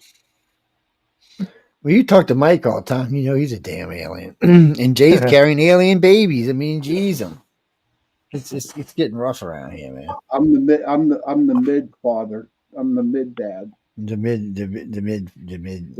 It would be mid husband, huh? I don't know. It just seems really fascinating. Ever since I started with UPRN for 6 years now, Joe. Listening to all the guests that we had on the UFO, the extraterrestrials, and all that stuff, and I really have never interviewed or talked to an abductee. Okay, so your story is very fascinating to me.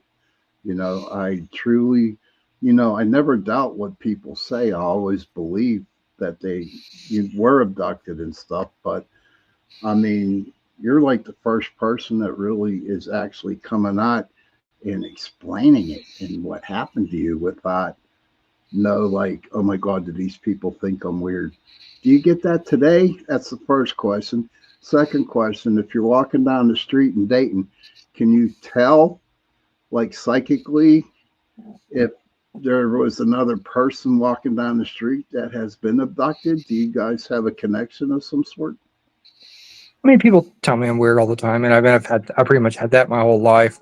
And like if I walk down the street, like I might be able to tell. I mean, like what's interesting is like if I go, what I do is I go to a psychic. I usually go to like a psychic fair or one of the psychic shops, and I'll talk to like whoever's working there, and I'll sense within just minutes if they're an abductee or not. Like now my friend who like worked at the one psychic shop I went to the most, like when I first met her, I knew she was an abductee.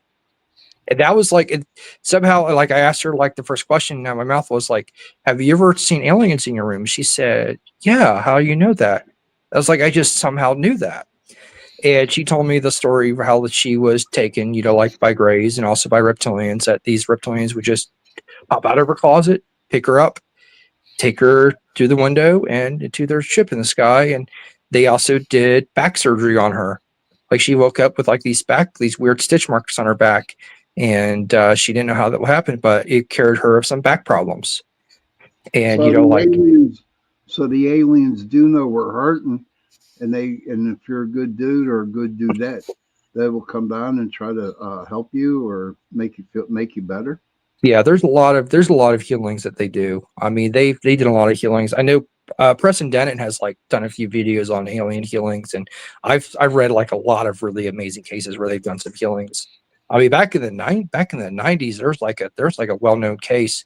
It's actually in one of the books I have over back on the shelf, where there was like a man who had HIV out in California, and he was an abductee, and after he got diagnosed with having HIV/AIDS, the aliens took him and they apparently cured him of it. And they brought him back. He went to the doctor, like his HIV/AIDS was gone. And the doctors really could not explain it. Interesting. Wow. That's pretty amazing. I mean, we've heard of, abductee women, or if you want to also call them contactee women, they're pregnant, they're documented with their gynecologist, for 2-3 months worth of pregnancy, and then it's gone, and then there's no signs, no secondary, no first signs, no nothing, in case that there was ever a pregnancy, and that's shocking to me that kind of stuff happens. Yeah, that happened with me and my ex back in 2007. Oh wow. Yeah, like because she got pregnant, and like me and her were actually going to go ahead and announce it to friends and family, and like we both had the same dream from our perspectives, in which like the Greys just removed it out of her and put it into this like this large jar-like container, like the fetus embryo, whatever it was. I mean, it was like she was like only like a few months along, maybe like 2 or 3 months along, and we woke up. She had like a little bit of blood spotting, and she went to see her doctor, and there was no more baby. Wow. And she was very, very freaked out. Yeah, I would be too. I mean, that's just imagine. I mean, you can't imagine unless you've been through that. I mean, it was terrifying. I was pretty scared. Like she had a lot of very unusual miscarriages. It is weird. Yeah, well, a lot of those cases they tried to write off as spontaneous abortions or spontaneous miscarriage, but there wasn't enough evidence for that. They were just because the hormones were straight again. A woman's hormones just don't flip back in 24 hours without some kind of help from somewhere. So yes, without some kind of medical intervention, absolutely, yeah. I don't even think medical intervention. I mean, maybe alien medical intervention. Well, I mean, but to erase 3 months, 4 months worth of secondary signs, stretch marks, enlarging breasts and things like that. That that's the. I mean, they can change our bodies that quickly, like overnight. It's imagine the technology we had, that what we could do to heal ourselves with that. No cancers. You get in a car accident, you get an arm cut off, you go to the doctor, and they sew on a brand new fresh one. Yes, let me grow out one. Mm-hmm. What's that, Frank? Where? I don't know. We're just reestablishing ICAR's directorship. I think we got about 20 of them right now, and I don't overseas. No, we actually have more of them overseas. Why? Where are you? Oh no. We don't do nothing in Germany. No, I'm sorry. Yes, no, I'm sorry. Because y'all are fascist SOBs, that's why. Yes, taking away the internet and shit. Stifling Facebook. I mean, come on, man. What are y'all trying to go back and wanting nukes? You started 2 world wars and you want nukes and you're stifling free speech? No fucking way, man. Get out of here. Excuse my language, dude. No. No. I used to love you Germans, but I don't know now. I think you're trying to start World War III. Hitler said he wouldn't be happy unless he got to launch a nuke. Yeah, y'all probably one of his great-grandchildren or something. I don't know. Anybody who wants to stifle free speech, I have a problem. Well, but in the same token, in Germany's defense, someone has to start World War III. Why not let it be them again? No. 3 strikes, you're out, buddy. We take you out permanently.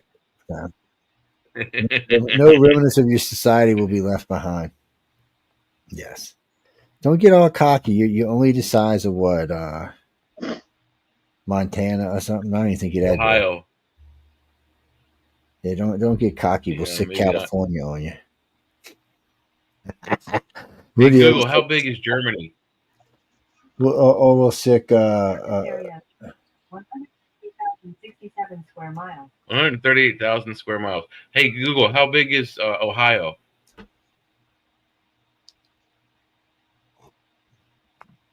Google's the on. area of Ohio is 1,825 square miles. Oh, it's bigger than Ohio. Little chumpy state, Ohio. Ohio's a little tiny state, man. Hey, Google, stop. So What's that, Mark? Kevin, I got a question for you. Since is it Wright's Air Force Base? Is that right? Yeah, Wright-Patterson Air Force Base. Wright-Patterson, yeah. Okay, now Formerly you Dayton saw a lot of UFO activity happening around on the base or near the base? Yeah, there's been quite a few UFOs seen in and around the base. I mean, like one of my friends saw, she saw like just like a bright light that was kind of like hovering above the base, and all of a sudden these two fighter jets were just screaming after it, and that thing shot off, and it left those fighter jets right in the dust. I mean, that was seen by a few people too. If the Air Force is like working or supposedly working with the aliens, why are they launching our planes to go after these UFOs? I don't think that the aliens are really working with our military per se. I think, I think there are some other groups that's off the records, off the books, off off anything that could be traced back to them. That do some work with the aliens on occasion. Because I think, I know the Mill Lab thing gets brought up a lot. And I think, I think there's there seems to be two groups of those, like one that works with the aliens to help with their disclosure or whatever programs and agendas they have here on this planet. And the other that is like anti-alien. They want to stop whatever the aliens are doing. Do you think the reptilians? One of the programs you're to, it sounds like an Air Force program in Area 53 where they allegedly have like a rec area or a rest stop area for the tall white alien species. Yeah, I've heard a few stories about the tall whites. I think, I think one of my friend's daughters may have run into a tall white in Nevada. Because she said that she encountered like a woman with very pale skin with black eyes in a gas station. But I don't know if that could have been maybe a woman wearing black contact lenses. Like, it just sounded like the description was more like a tall white. That sounds very similar to what they are, and they do frequently go to casinos, according to Charles Hall. So yeah, I know. Well, if I ever go to Vegas and go to the casinos, I'm going to try to find a tall white, just like see if look for the whites, man. Yeah, well, they said they said they had some favorites, so yeah. They definitely thought they had some favorites. What's that, James? No. Charles Hall said that the aliens had favorites. They even had their own special limo drivers, which I imagine were probably CIA or NSA or something like that. Yeah. Yes. I know the one trooper, I talked to two different troopers, but the one trooper was like, he said they're always like sticking their arm out, always keeping at arm's distance from anything. Because he said a couple times I wanted to walk up and just, take a look at them because he says we're watching over the tables. And they're all cloaked up and shit. And then some guy comes over and flips open his badge and says, please keep your distance. And I'm like, well, who the f are these people? And he said, they were really, he said there wasn't much. No, they're talking about these aliens. They're talking about these tall white aliens.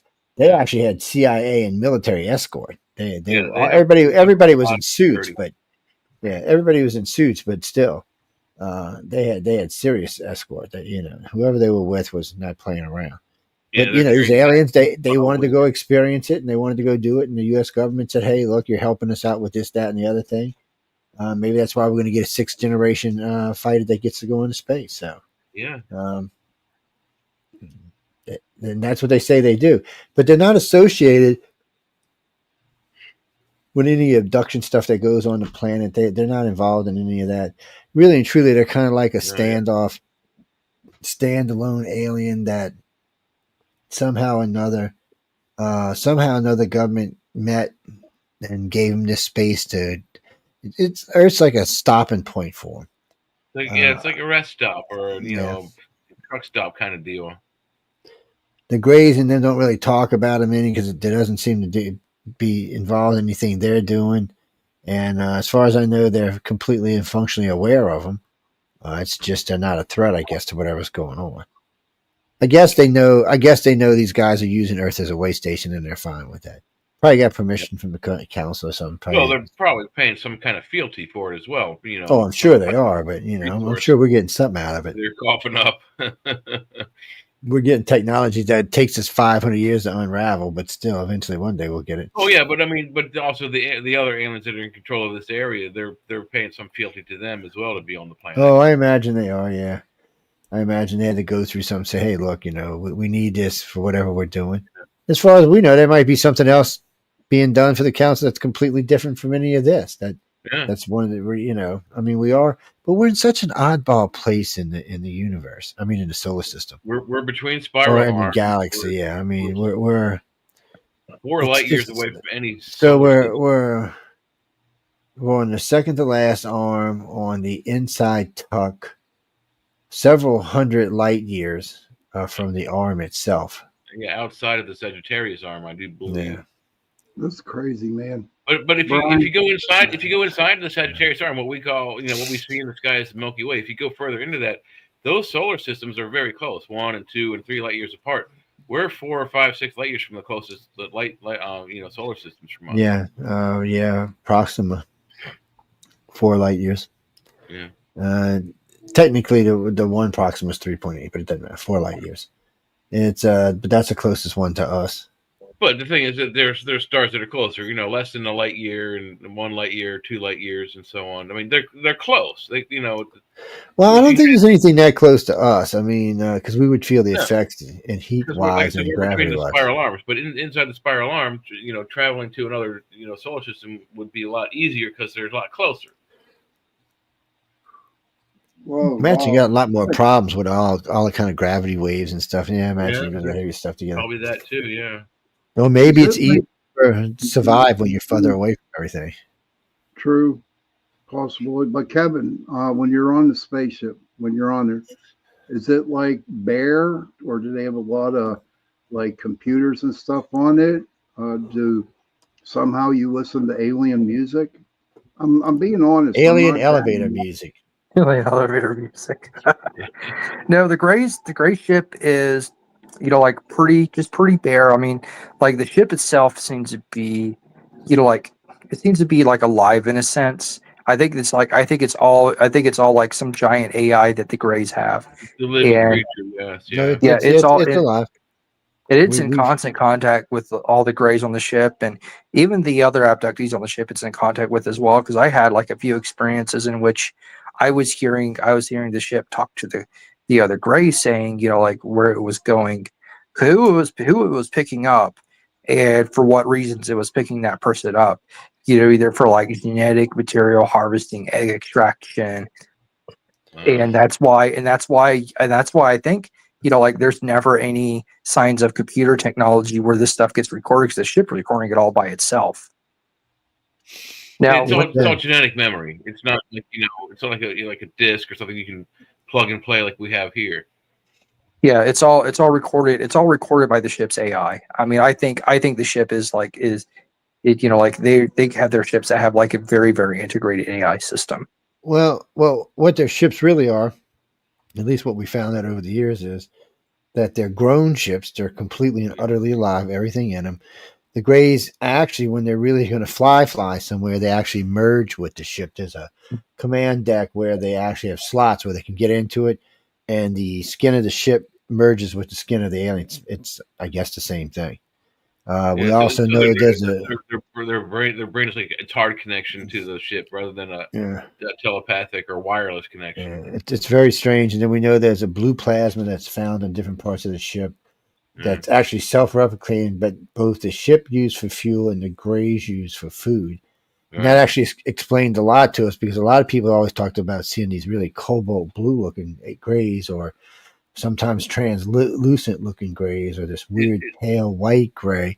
And then we realize, well, when they first feed, because they absorb it through osmosis through their skin, or they absorb it through the skin, not like osmosis, but they still absorb it through the skin. Well, of course, as it's coursing through the skin, it's going to change the color of the outside of their skin. Yeah. So sometimes they're much cobalt blue, sometimes they're gray, sometimes they're clear, sometimes there's white. And then there's also a species of them that's white and brown. Yeah. It's the same fucking group, but I mean, it's strange to work. But the shit was interesting. About food, though, that you say, I mean, it's very much. There was kind of vaguely well depicted in. I forget the name of the show, but the spaceship was called Zev, and it was a flying insect. And the hot German girl, Lex. Yeah, Lex. That's it. They had this tube. It looked like like an esophagus, and it would go blah, blah, blah, and vomit all this stuff into their bowls. It's like this gruel, this paste that they could eat, but it wasn't absorbed through the skin. No, this was just what it is. But the grays actually, I think, can eat because people talk about them having teeth and stuff, and I don't know if they still eat or what they do now. I think this is just because when it's easier for them when they're in space, and it makes it much easier when you're melded with the ship. Everything's reaction times are perfect. There is no wait. There's no nothing. I mean, you think it's done. It knows it's part of you. It's a strange thing. But what makes the Gray's ship so clean and unique is, so you can walk down the hallways in a Gray ship, and a lot of them are around. Some of them are not, and it's weird for the Grays because the Grays don't always walk feet down. Sometimes they'll walk across the ceiling, and sometimes they'll even walk along the sides. It's I don't know what it is. It's weird. I don't know if they're orienting to themselves to the next level or something they're going to, or just a preference. It's just weird. Just inside the ship, gravity really doesn't have any effect. You can just. But when you hear contactees telling you about it, it's frustrating because you're like, what the hell are these guys on crack or something? I mean, what's going on this ship? But they talk about the different areas. But so you walk into any room in the ship, it's usually the light is coming. Some people say it's coming from the floor. Some people say it's coming from the walls. Some people say it just seems to illuminate. Like the walls or cells are biofluorescent. It just seems to illuminate. And then when a Gray goes into that room and thinks about something, all of a sudden you'll see like an orifice open on a wall, and instruments or equipment or even things will come off of it. But even before that, a lot of times they'll bring in a contactee on I guess it's some kind of anti-gravity thing. They bring him in, and then this thing bubbles out of the floor and forms a bed underneath him, and it surrounds them. And then it just completely engulfs their face, their head, their ears, everything. It penetrates everything, and then it stops, and then whatever instruments they're going to use is brought out of the walls and brought over there. A lot of times connected to a tube or something, and then they use that stuff. But most of that they wipe the memory of anyway because it's very evasive. But it's part of what they do. But it tells you how their ships work. They only have the tools when they're needed. It's not like there's a toolbox. It's the ship itself is the toolbox, which I find fascinating because what happens if the damn ship breaks? You're kind of screwed. Yeah, well, the best example, anyone who's interested in like a living spaceship concept, will look at the Star Trek episode. Oh God, I just forgot it. It's Tin Man. It's, Tin Man. Tin Man. That's it. Thank you. Tin Man is the episode. It's very good. It gives you an idea what the alien spaceship would be like if we were to have one. Anyway, Jay, I love you, dude. And I'm gonna be the mid dad, right? But here, how can a TV show come up with the idea on what one of the spaceships would look like? That's what it's part of the desensitization program. Hollywood is part of the problem. But do you see where I'm coming from? Like somebody that's not I don't like. Hey, CL's on. So if you ever get some free time, they got a series called Taken. Okay, it's a 10-episode series. It's an interesting little series. It's fun to watch. It's about it follows some families through the time they're dad was abducted all the way up until the grandbabies are born, until they have to make a decision if the last child is going to stay on Earth or leave. But it's a fun series. But the thing about it is, obviously, whoever helped out on this series had contact or knew someone. Siri, nobody was talking to you, bitch. Shut up. You see her up there? Look, she's lit up. You can even see her lit up in front of the map. Huzzy bitch. But I mean, whoever was in this series actually really did have foreknowledge of how contacting they about the way they walk, how easy it is for them to tote humans around. How they don't really have bones; they have cartilage because of the way they bend and move. It's not a bone in there. It's cartilage. It's much. There's a lot of things we've learned about the Greys, especially groups like ICARN and one or two others. I mean, it's not general interest. I mean, it's not general knowledge, but there are a handful of abduction groups that really have a solid group of evidence. That's one of the reasons the governments like to do their military abductions from those groups. It's just sometimes hard because it's not always easy to access all data, and sometimes if you're somebody who said I was on a ship and they showed me this and I sat and learned how to think to the system, how it did what I told it to do through thought. The government's interested in that kind of stuff. I mean, we have F-22s and F-35s that have those kind of links in them right now. So any knowledge that we can get, fly in space. yeah. So any knowledge we can get that can help us with those kind of technologies, we're going to take advantage of. What do you mean? Wait, what do you mean? Is there a ghost gray on the planet? You mean like a gray that died here and has a ghost now? Is that what you're asking me? I have not a clue, dude. At least 3 of them have died on, or no, at least 2 of them have died on planet that we know of.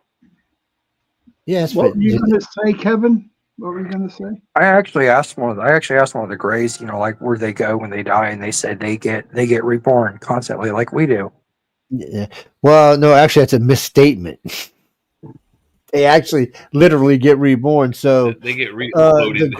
The Greys, not just the Greys, the humans and the reptilians also have this technology. So the Greys, it's different because somehow they're always in contact. So when a Grey dies, it's instantly uploaded. So if it's near a place where there's a new host body or a husk body, like they like to call them, it'll be uploaded into that body. If not, it'll be held inside the computer system or a hologram system until a body is created or made for it. And they're not clones. So there's no clone degradation. It's very strange. We found that out by accident because of all these people who used to come tell us, you see all these tubes on these spaceships, and there's people in these tubes, and these tubes go on for lines. And I mean, we still get people who see these things. So the Greys explain this as when they take someone after they die, when they take someone, they uploaded their consciousness into these bodies, and these are actually these people.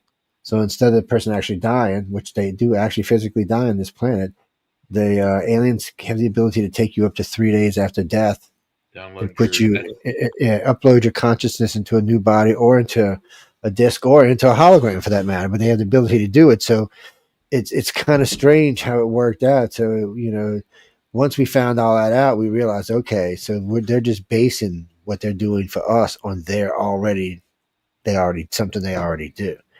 It's how because I often wonder how you hear somebody talk about the same Grey actually did your great grandmother 2,000 years ago or 5,000 years ago, and that Grey is still abducting you today, and you're like, well, what the really? I mean, that's a long lifespan, but it's not just a lifespan. I mean, being on Earth that much, sooner or later, you're asking for trouble somewhere along the line. Well, but some of the races allegedly have extremely long lifespans, like the Anunnaki, or 3,000 and 4,000. Well, they do. I mean, from what I understand about the Greys lifespan's 1,000,000+ years, but it doesn't matter. I mean, they still are vulnerable. To a different body, that's a little bit different. The Anunnaki, I can still grab him and back here would be different people. The ones who started the civilization here, Enki and Lil and Anu, most of them are probably dead by now. Yes. Kevin, true. what do you think? I mean, I think. Oh, wait. We got to go to break. Sorry. We got to go right Sean's there. just set you up, man. See, Sean's like that. He's just like that sometimes. Dude, I got 30 minutes left, and I would like to hear Kevin's thoughts. Oh, you gotta wait till I'll try to make it a fast break. We still got to go to break. It's breaks are mandatory on our shows, unfortunately. It's yeah, we need them. Yes, we need that. We don't just need that. We need something else. But anyway, on that note, guys and girls, we're going to be right back. We're going to try to make it a short break for Sean. And y'all can check us out and listen to some of the show promos and the song coming up. And then we'll see y'all in 6-7 minutes, somewhere along those, something like that. But anyway, see y'all.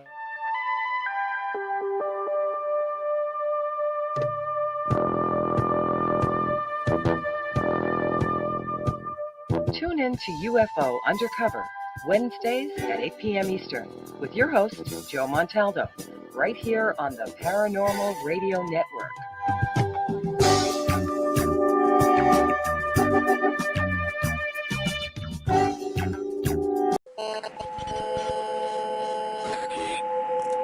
What's out there?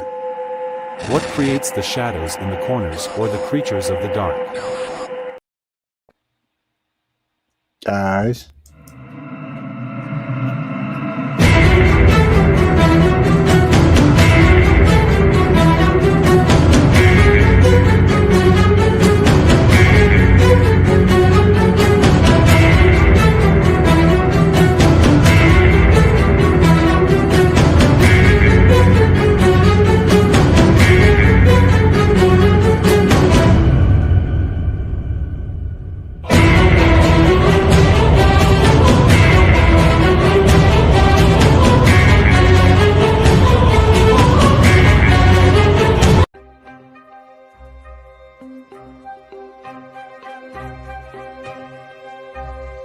When they are consuming your minds and your thoughts and your dreams, from the angels to the demons and to the mysteries unseen, there is no need to worry.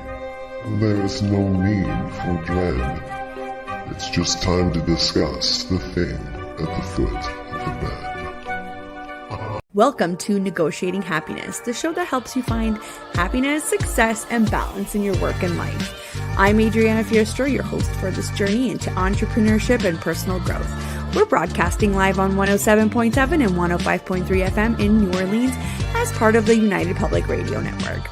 We explore the latest strategies, insights, and stories from successful entrepreneurs and experts. From managing stress to building a thriving business, we've got you covered. Hi, I'm Brittany Ashley, your host of Breaking Norms, Building Dreams, your guide through this transformative journey in both business and life. This is your place crafted for dreamers, doers, or anyone who has been told they can't. Get ready as we challenge those narratives together. You're tuning in live to the United Public Radio Network, airing on 105.3 and 107.7 FM in New Orleans. We are streaming on all the popular platforms every Monday at 3 p.m. Eastern Standard Time.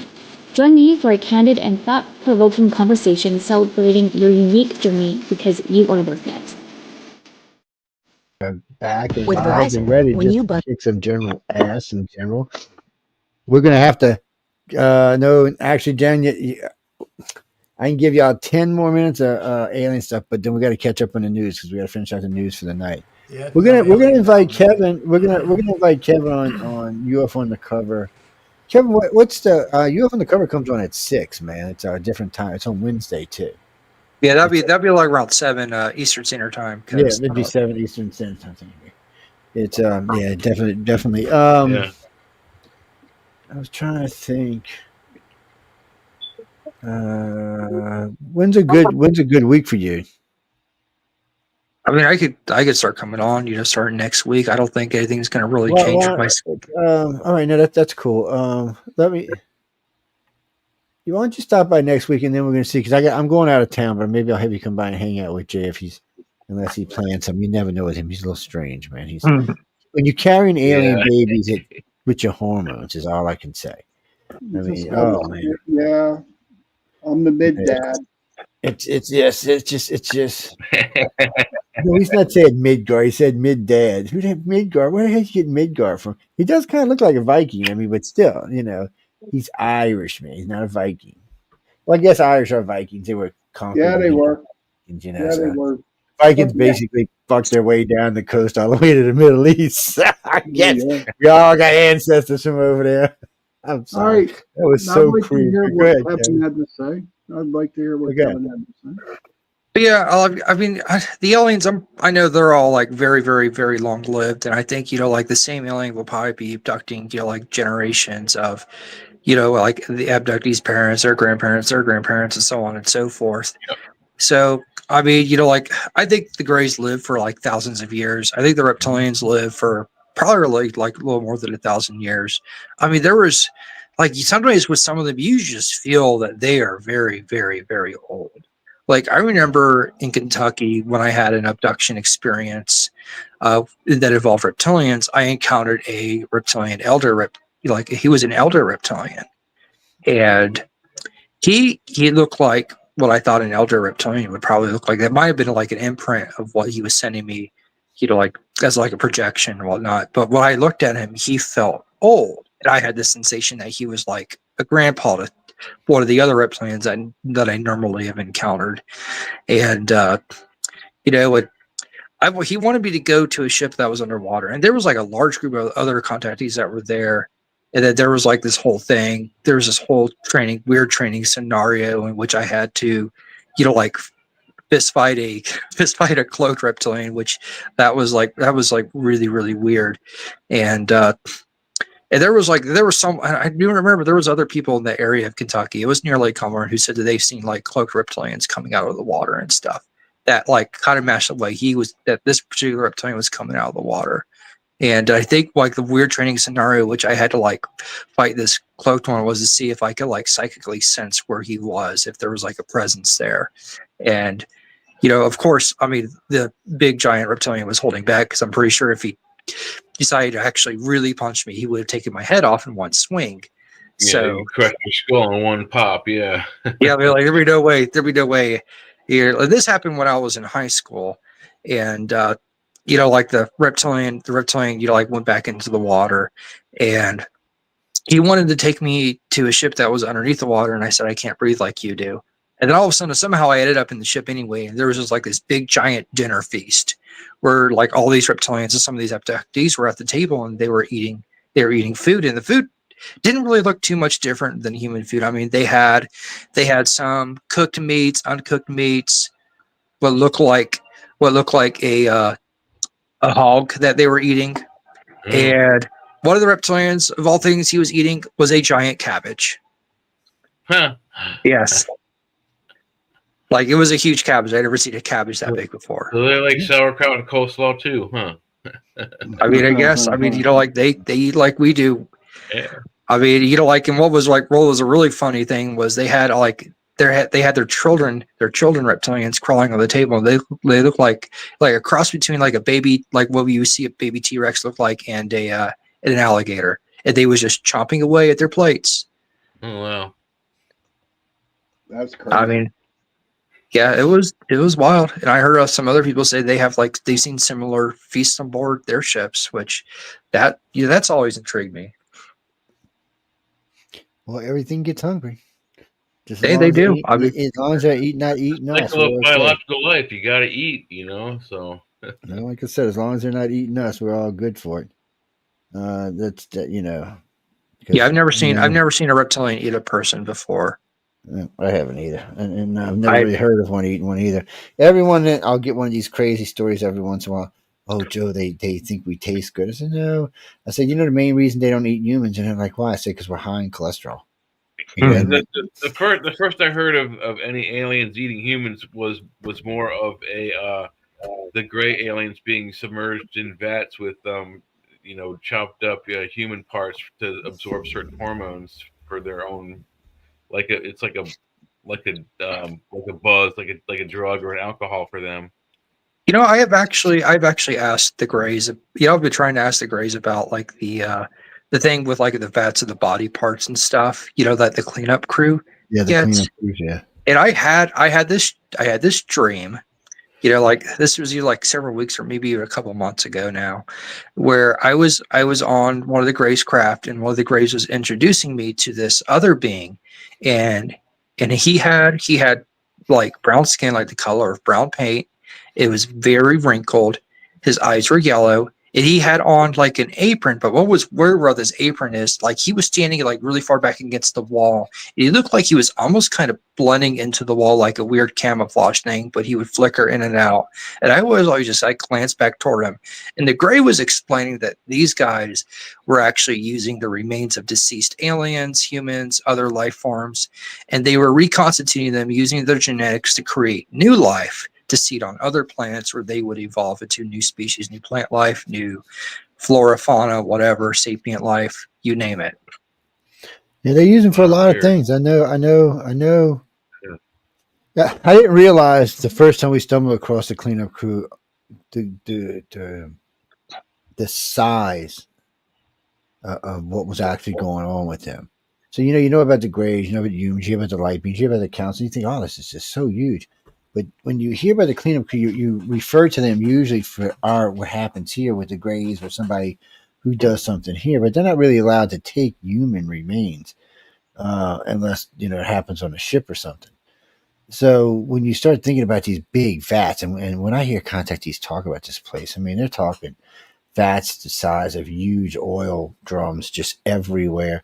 All kind of different fluids in it, from bloods, all of them being used for something, are going to be used. Some of them, they say they even use for medicines, but somehow or another, I guess the majority of races somehow or another allow this to go on. Yeah, because in the vats that the gray was showing me, like there was these other, like they looked a little bit like grays, but they weren't exactly grays. I mean, they looked like some other alien group, and they were deceased, and these things started to dissolve somehow, and like they went somewhere. I don't know where the pieces of particles went, but they dissolved, and they were just gone in like a matter of minutes. And there's a lot of ways they do it too. I mean, it's the more you hear about this planet, the more you're kind of like, what the bleep, man? Yeah. But I mean, it sounds like it serves a purpose, and it sounds like it's a purpose that makes a difference in the grand scheme of the cosmos for all of them. Anyway, like everything has a job in the universe. Well, think of it this way: think of it if Earth was part of this, and we allowed them to retrieve all the dead carcasses from our planet. Wow! First off, we have a lot more real estate, and some really good real estate at that. Yeah. And I mean, there would be diseases from death, and it wouldn't even be a chance. I mean, all of that would be taken away. I mean, because from what I understand, they even take away carcasses like animals and stuff like that. So I don't know, people. It's a very strange place. I remember when one of the contactees was describing where they lived in this, it looked like she drew it as like a bunch of mud bubble huts. She said, but when you went inside, it was all very state of the art. And I'm like, what do you mean? She said, no, it was like very state of the art, the walls, and she said everything glowed. She said the whole room could be like a television or a screen if that's what you wanted to be. She said it was just very, very advanced. Yeah, I think that was weird. Hey man, I'm gonna bail. I'll see you guys. Have fun with your stuff. All right, man. Watch out for those alien abductions and get some KY. I wouldn't rely on that stuff, man. You guys take it easy. Have a good night. All right, good night, Mike. It's yeah, they I don't think I was taken to their planet. I think this was all like on a ship, and I think it felt like to me the Gray wanted to introduce me to that alien to see how I would react to him. Mm-hmm. Which, I mean, I guess I reacted positively to it because the Gray seemed to like my reaction to him, that I asked questions and was curious about him. It's I don't know. I'm scared, yeah. Hey, Kevin, thank you very much for talking, but I got to go to work in the morning. Okay. Yeah, I understand. It was a pleasure, and maybe I can get you on my show someday. Yes, someday, because I'm working on my abduction book. Like I have yet to create like a title for it, and I'm gonna get some like private input from Joe on like what else I should include in it, because like there's some stuff that I'm still waiting like on for like research purposes. Yeah, well, you don't always. The Joe Montaldo show is what you should name your book. The Joe Montaldo. Whatever, no. That's okay. Good night, guys. Good night. Be good, John. We'll talk to you tomorrow. Stay out of trouble. Yep. Bye. Bye. Bye, Jay. See you, Sean. Have a good one, man. Jay was just rubbing the head of the baby. It popped out for a minute. It just popped out.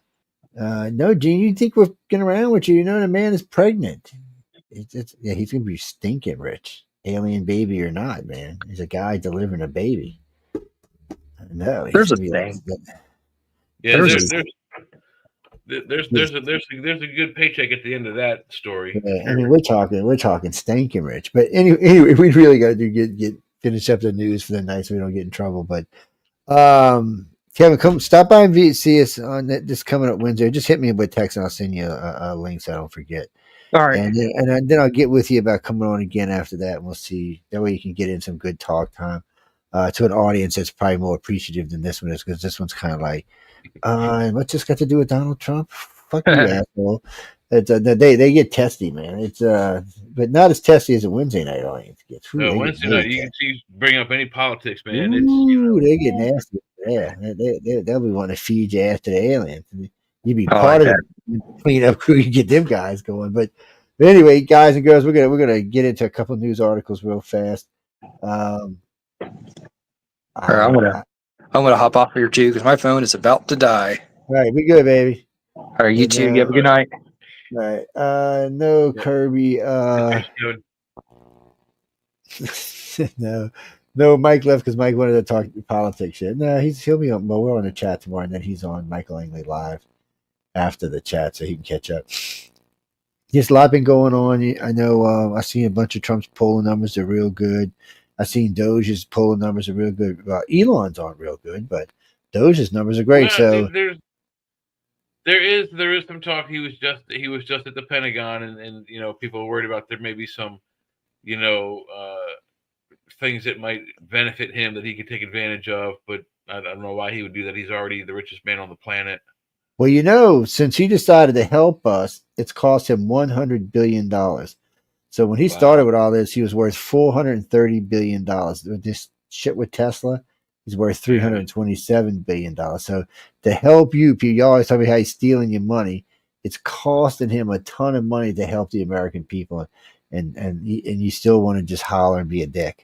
You see, I made me use that word. That senator used that word today, and I tore him up. What are you, like a 12-year-old man? You got to call somebody a dick? I mean, come on. Oh, I'll get you his name. He's actually on one of the Facebook pages. I posted him up there. Oh. Yeah. He's like, well, yeah, he's just because that's what he was. I'm like, I said, did you ever think kids might be listening to you, dude? You want to try to get the younger generation to come on. I mean, he's an idiot. I can use. Don't become the example. Well, no, Jesse, I can use it. It's 11:30 at night on a news show, and that these kind of kids shouldn't be listening to unless their parents are very bad.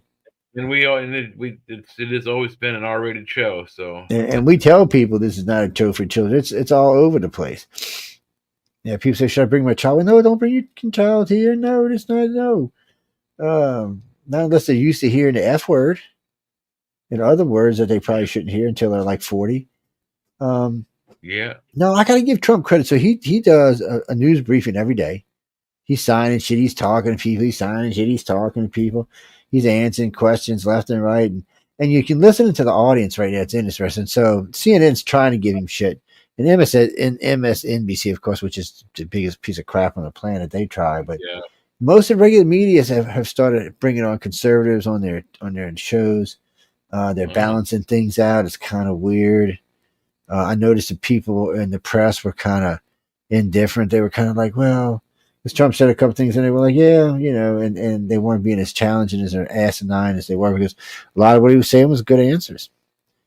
And he said, and then the guy said, well, you don't know. They could have been hostages. I mean, those people going down to El Salvador, and some of them are innocent. He said, well, I was told they were vetted very, very carefully. And they're going to be vetted again in El Salvador, so they're going to be vetted twice. So if something comes up, I'm sure we'll be notified, blah, blah, blah. But he said they've been vetted. And he said they've been vetted by a good security system. He said they've all got records. Too. I mean, like, it's not like they just looked at the guy and then threw him in a jail cell. They alien probed the dude, basically. Yeah, so they're not, well, they're saying they're checking him out again El Salvador is just confirming America's information so they know they got the right people. Well, because if they don't, they want to go find the right people. Yeah. Trump's not trying to hide anything. He's just trying to get them out of our country. What do you mean hating on judges? Well, this particular judge, is definitely an activist and definitely an anti-Trump Obama appointed judge. So no, I don't think this judge has our best interest at heart now.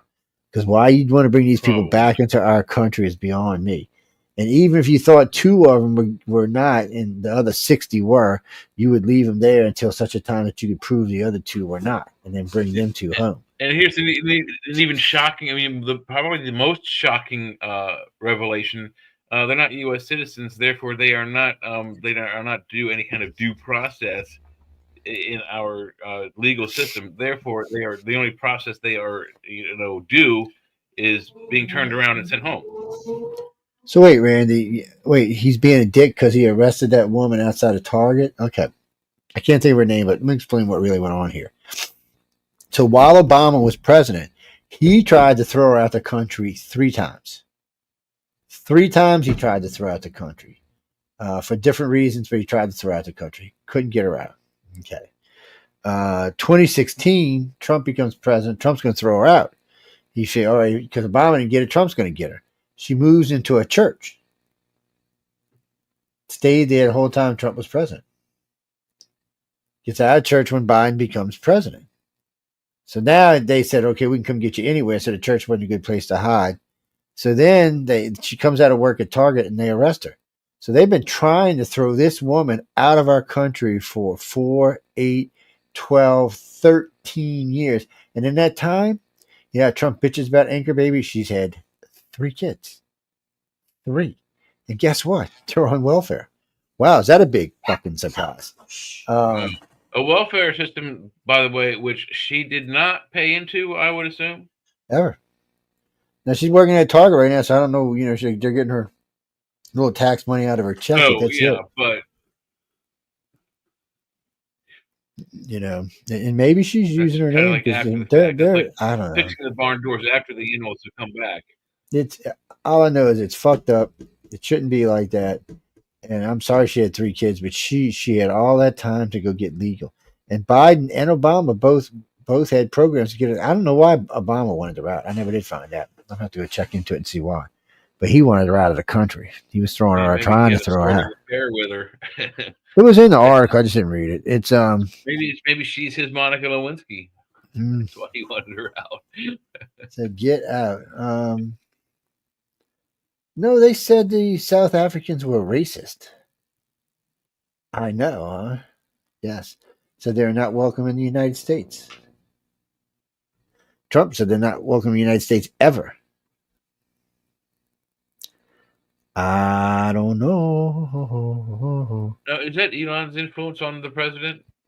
I don't know what that is. No, the ambassador said something that they thought was rude and Trump hateful is what they said. That he was disrespectful to the president. Yeah, well, being disrespectful can get you thrown out the country. It's like that guy, but that young man who got arrested for all that the rioting at Columbia last year. Everybody's like, well, they can't throw him out. Well, first off, he signed an agreement that he wouldn't do this kind of stuff. So when you become a citizen, by the way, in case y'all didn't know this. No. He's only a green card holder. He's not a citizen. Well, they said whatever it was, because they said he was legal, you had to sign. You can't be here for stuff like that. You're not allowed to do that if you're not a citizen. No, it's not a given right. And he allegedly has ties with the Hamas. His uncle was an advisor to the leader of Hamas at one point. Yeah, he would be best. He would be best to self-relocate. It would be the best thing for him. And to shut up. If he wants to stay in America, you don't stay. Don't get in the limelight. Don't go organizing any Palestine pro. Don't get any kind of rallies. Just stay at home and be quiet. That's how I stay out of trouble. What do you mean about Palestine? Look. Hamas knows what's going on. All Hamas has to do is give up the hostages, dead or alive. But Israel's not going to stop until those hostages are back. They're tired of the game. Yeah, and I'm not. You're fully convinced that it's not going to spark off, a major world war. I don't see where it. The possibility still exists. What if they don't just stop at Iran? What if they go on to Saudi Arabia and the United Arab Emirates and et No, cetera, they et cetera? can't. They can't go fight with Saudi because Saudi's got our weapons, so it would just be a stalemate. They have our weapons. I know that's what I'm saying. It would just be a stalemate. Saudi's got Well, decent. Yeah, they have decent sized military too, and we couldn't pick sides in the that. Israelis So do have their own nuclear missiles, which are I think as good on par with ours, if not maybe a little better. we that means we have to give Saudi a nuke. That it would be assured Yeah. mutual destruction. Or we'd have to say if you nuke them, we're going to nuke you.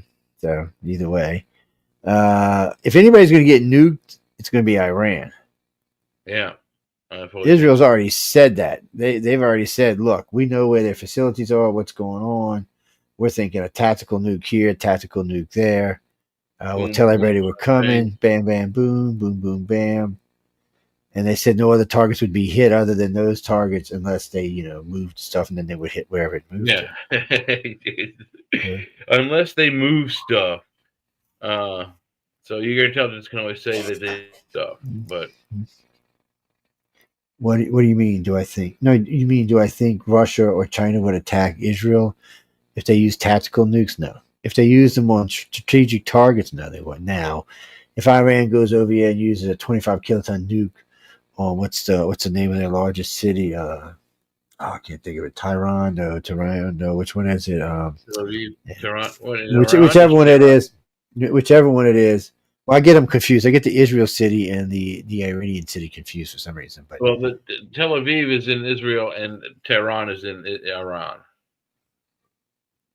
So if they go drop a 25 kiloton nuke, it kills everybody there a good 20-mile swath.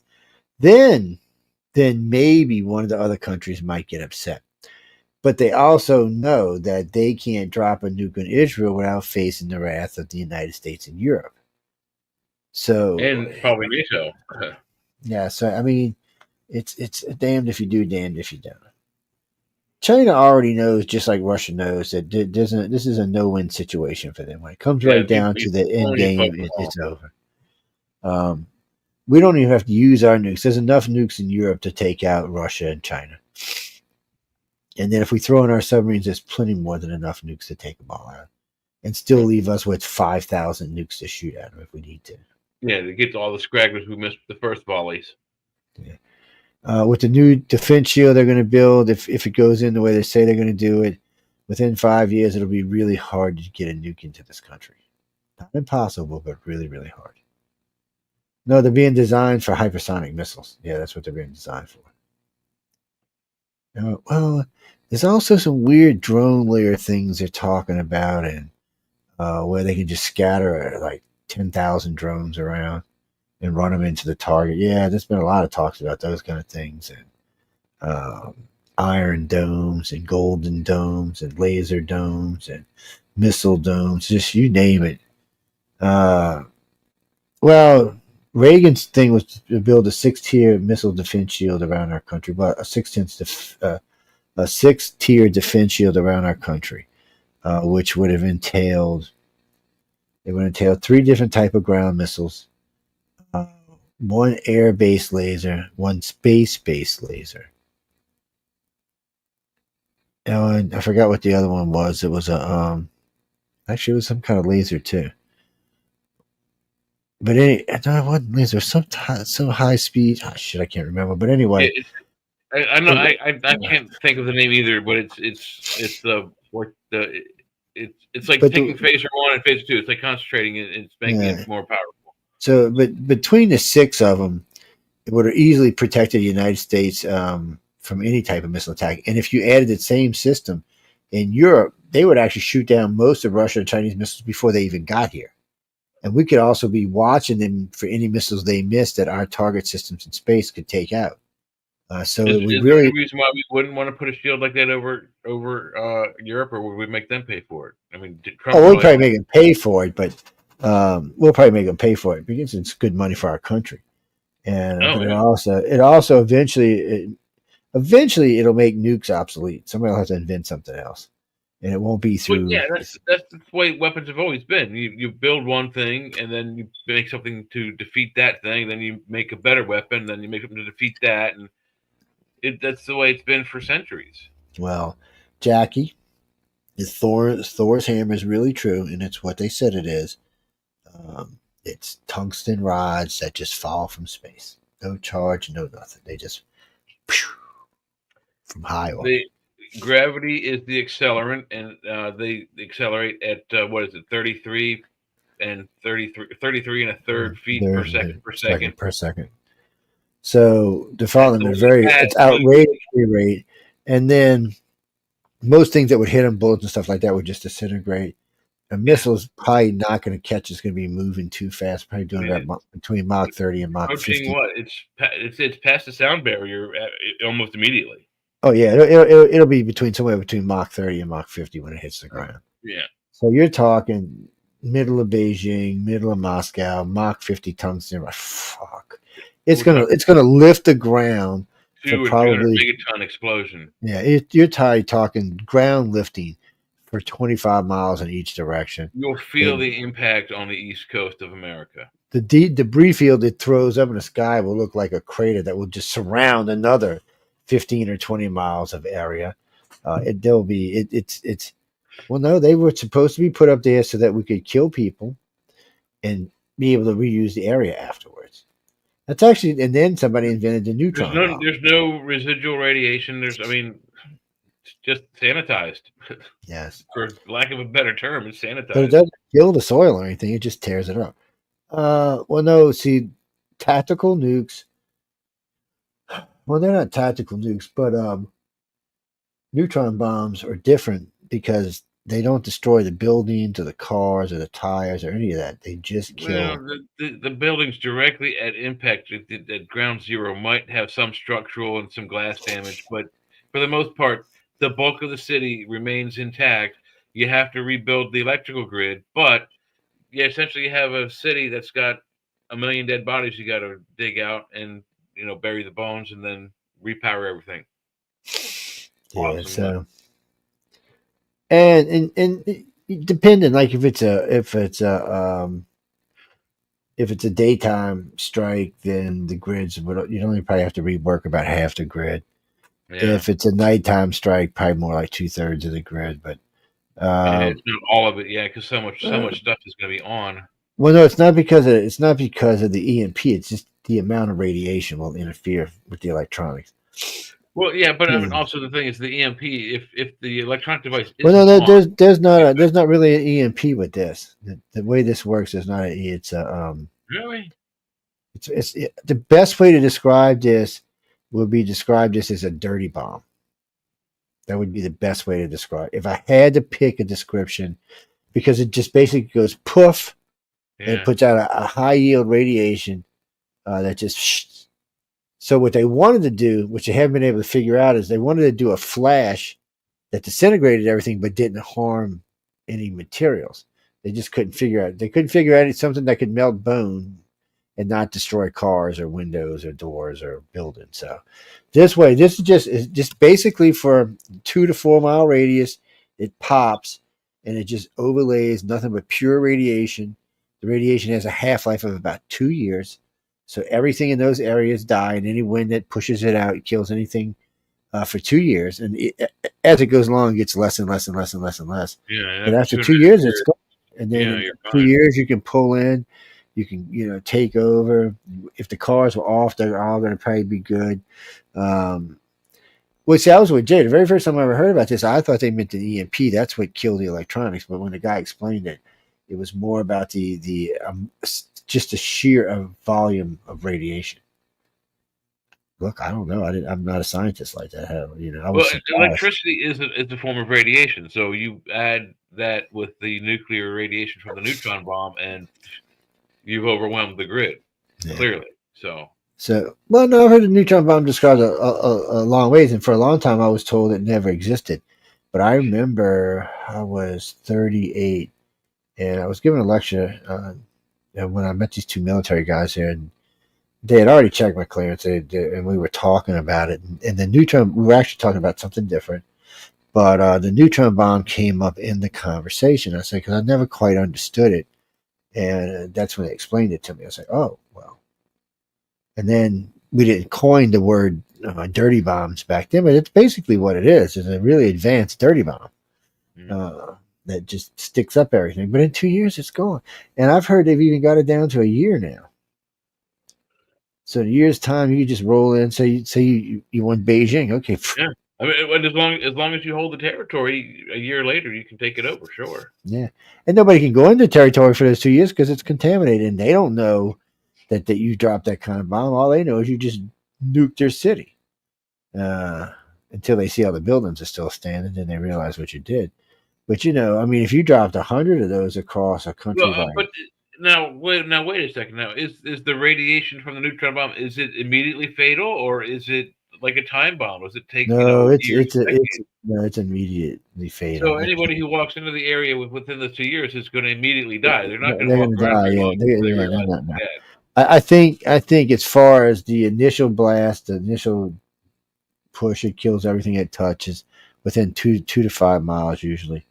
Everything's instantly dead, and then everything for another 5 miles after that dies, like a couple minutes later. And then every 5 miles after that, it gets a little less until you get out to about 20. It's basically a nuke without the explosion. Yeah. Well, it's a at nuke without the giant fire cloud. Yeah, that's probably a better way of saying it. Jesse, no, we have some horrible weapons, and we have weapons we haven't even been talking about. Oh God. But one of the most horrible weapons we used was one of the most simple, was just simple wool blankets that we infested with smallpox, and we gave them to children in the hopes that they would die from the smallpox. Yeah, see how sweet we are. Oh, and then they had this thing called napalm, which was basically just styrofoam and diesel. It's basically gelatinized. It's like Jello for gasoline, and my friend who was a Vietnam vet, he said he always mentioned napalm. He said it sticks to kids. Yes, it sticks to kids. Well, the guy who showed me how to make it, or a version of it, used those ice chests. You get those styrofoams, and he filled it up with he filled it up with high octane gasoline. Yep.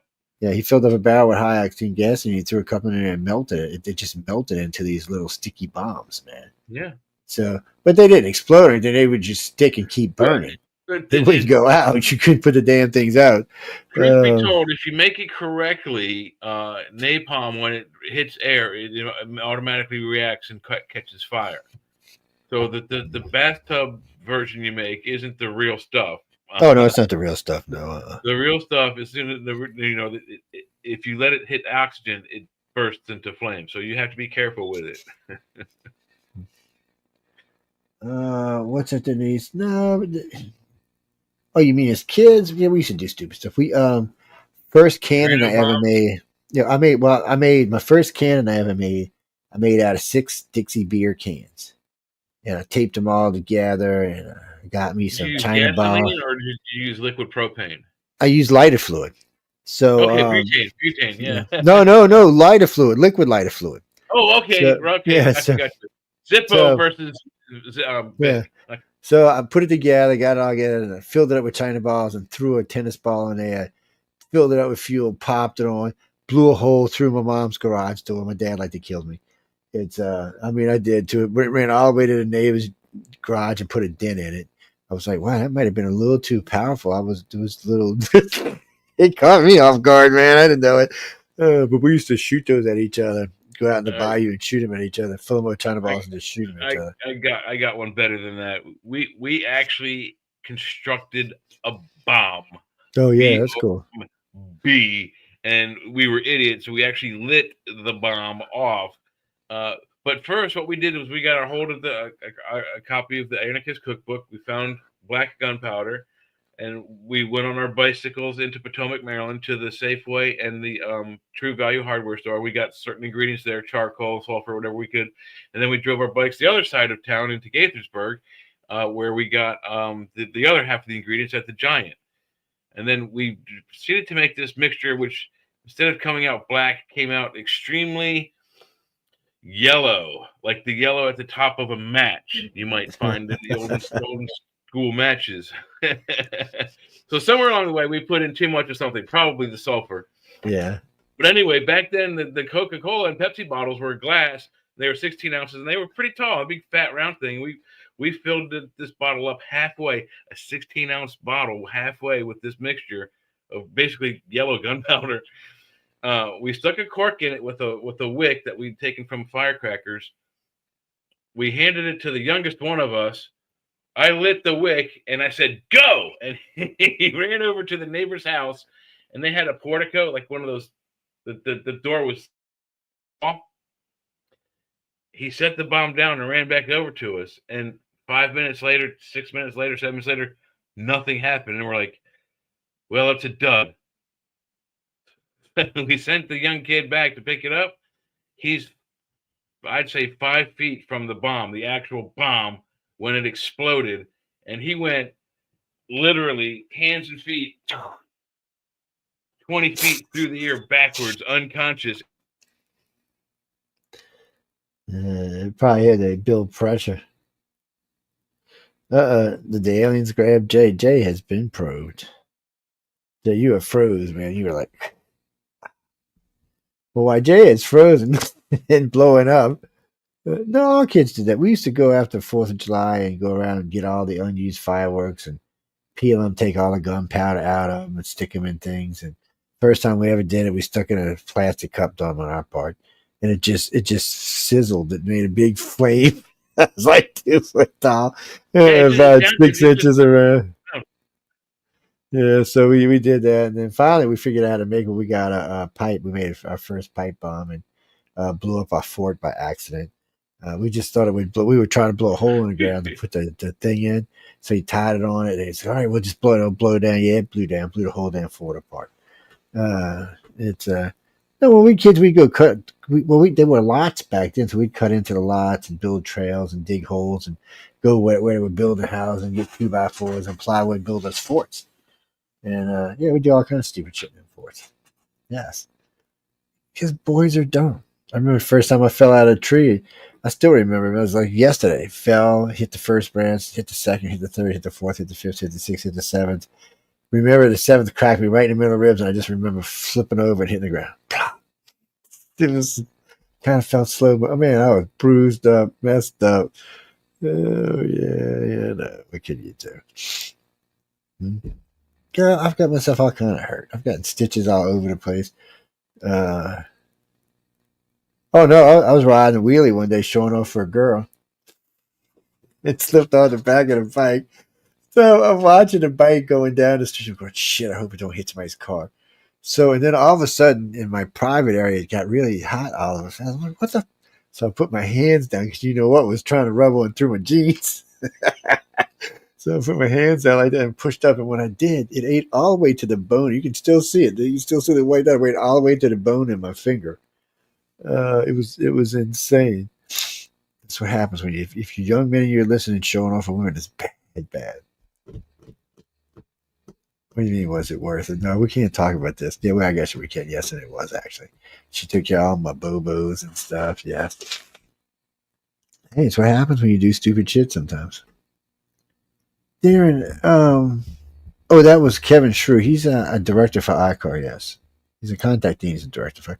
She'll be on this Wednesday. You come check him out with Jay and I. Mm-hmm. You mean Trump? Trump's numbers are real good right now. You mean CNN can try to lie all they want.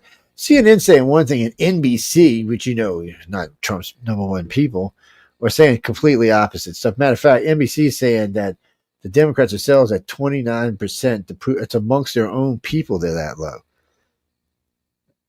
They're pathetic right now. Plus, they're fighting. And then I'm reading the other day that they said AOC is going to be the face of the party. I'm like, please, please, please. Yeah, you make AOC the face of your party, and you're not going to have a party. First off, the old timers are not going to listen to 31-year-old AOC or 33, or however old she is. No, she said she'd be old enough to run for president in the next election. Yep, I'd move to Scotland. But Joe moved to Scotland. I'm going to move to the Highlands. Not really. No, but she said that. I mean, I'm not making it up. She said she's going to be president. Yeah, we can all kind of wonder about that bullshit. I don't know. Jay got booted, I think. Yeah, he might have had an internet glitch. You know what? Let me see. I might. Do I have my Facebook open? Let's look right quick. Which page I got open? Well, I'm always got stuff on there. Kamala Harris picked as Democrat runaway in 2028, favored a new poll. Can you believe this shit? What when you see stuff like that, you instantly got to go, what poll? Because I mean, I heard Shapiro's kicking her ass, and that's 2 or 3 others, and then Newsom's going to run. I'm not thinking. Well, let's see what company this. Oh yes. Anyway, I should have looked and seen who it was in the first place. This particular group are so left, and they're so up Kamala's butthole that's not even funny. That's if she's still married. I mean, she's been having pretty bad marital problems lately. Democrats overwhelmingly selected former Vice President Kamala Harris as their preferred candidate in morning consultant poll released on Friday. Yeah. Oh, wait. Pete Butterbutt got into it. Oh, come on. And then Alexander Cortez. So wait a minute. Let me get this straight. So Kamala's first. Pete Butterbutt is second. Alexander Cortez is third. Gavin Newsom is fourth. And Tim Walz is fifth. Please run any of these people, and it'll be an easy win for whoever runs for president of the Republicans. It'll be an easy win. Because Kamala's an idiot. And Trump's not going to leave the country off financially, so it's going to be hard. He's going to clean. Most of his promises are going to be taken care of, so it's going to be hard to get around that. I mean, if you're taking care of your promises, you know it's going to be hard. Oh, you made it back, Skinny? Yeah, my internet went out again. This shit happens sometimes. I was just talking about our girlfriend Kamala Harris because they had a new poll out. What is this? We dug into the polls. Wait! You said she has a new poll out? Yeah. Oh, it says she overwhelmingly is the favorite pick for 2028. Favorite pick for what? President? Yeah. Ew, ick. By whose methods? And wait, and then she was a morning consultant. So she was first. Who was second? Now I forgot who it was. Alexander Cortez was third. AOC? Yeah, Gavin Newsom was fourth, and Tim Walz was fifth. I forgot who it was that was second. It was some doofball. They're really picking. They are. They have no choices, really. There has to be somebody better within their entire party. There's got to be.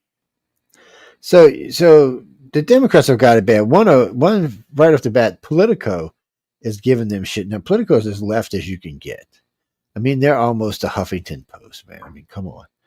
And so they're saying if they stay on this current path, they will get murdered in 2026. Really?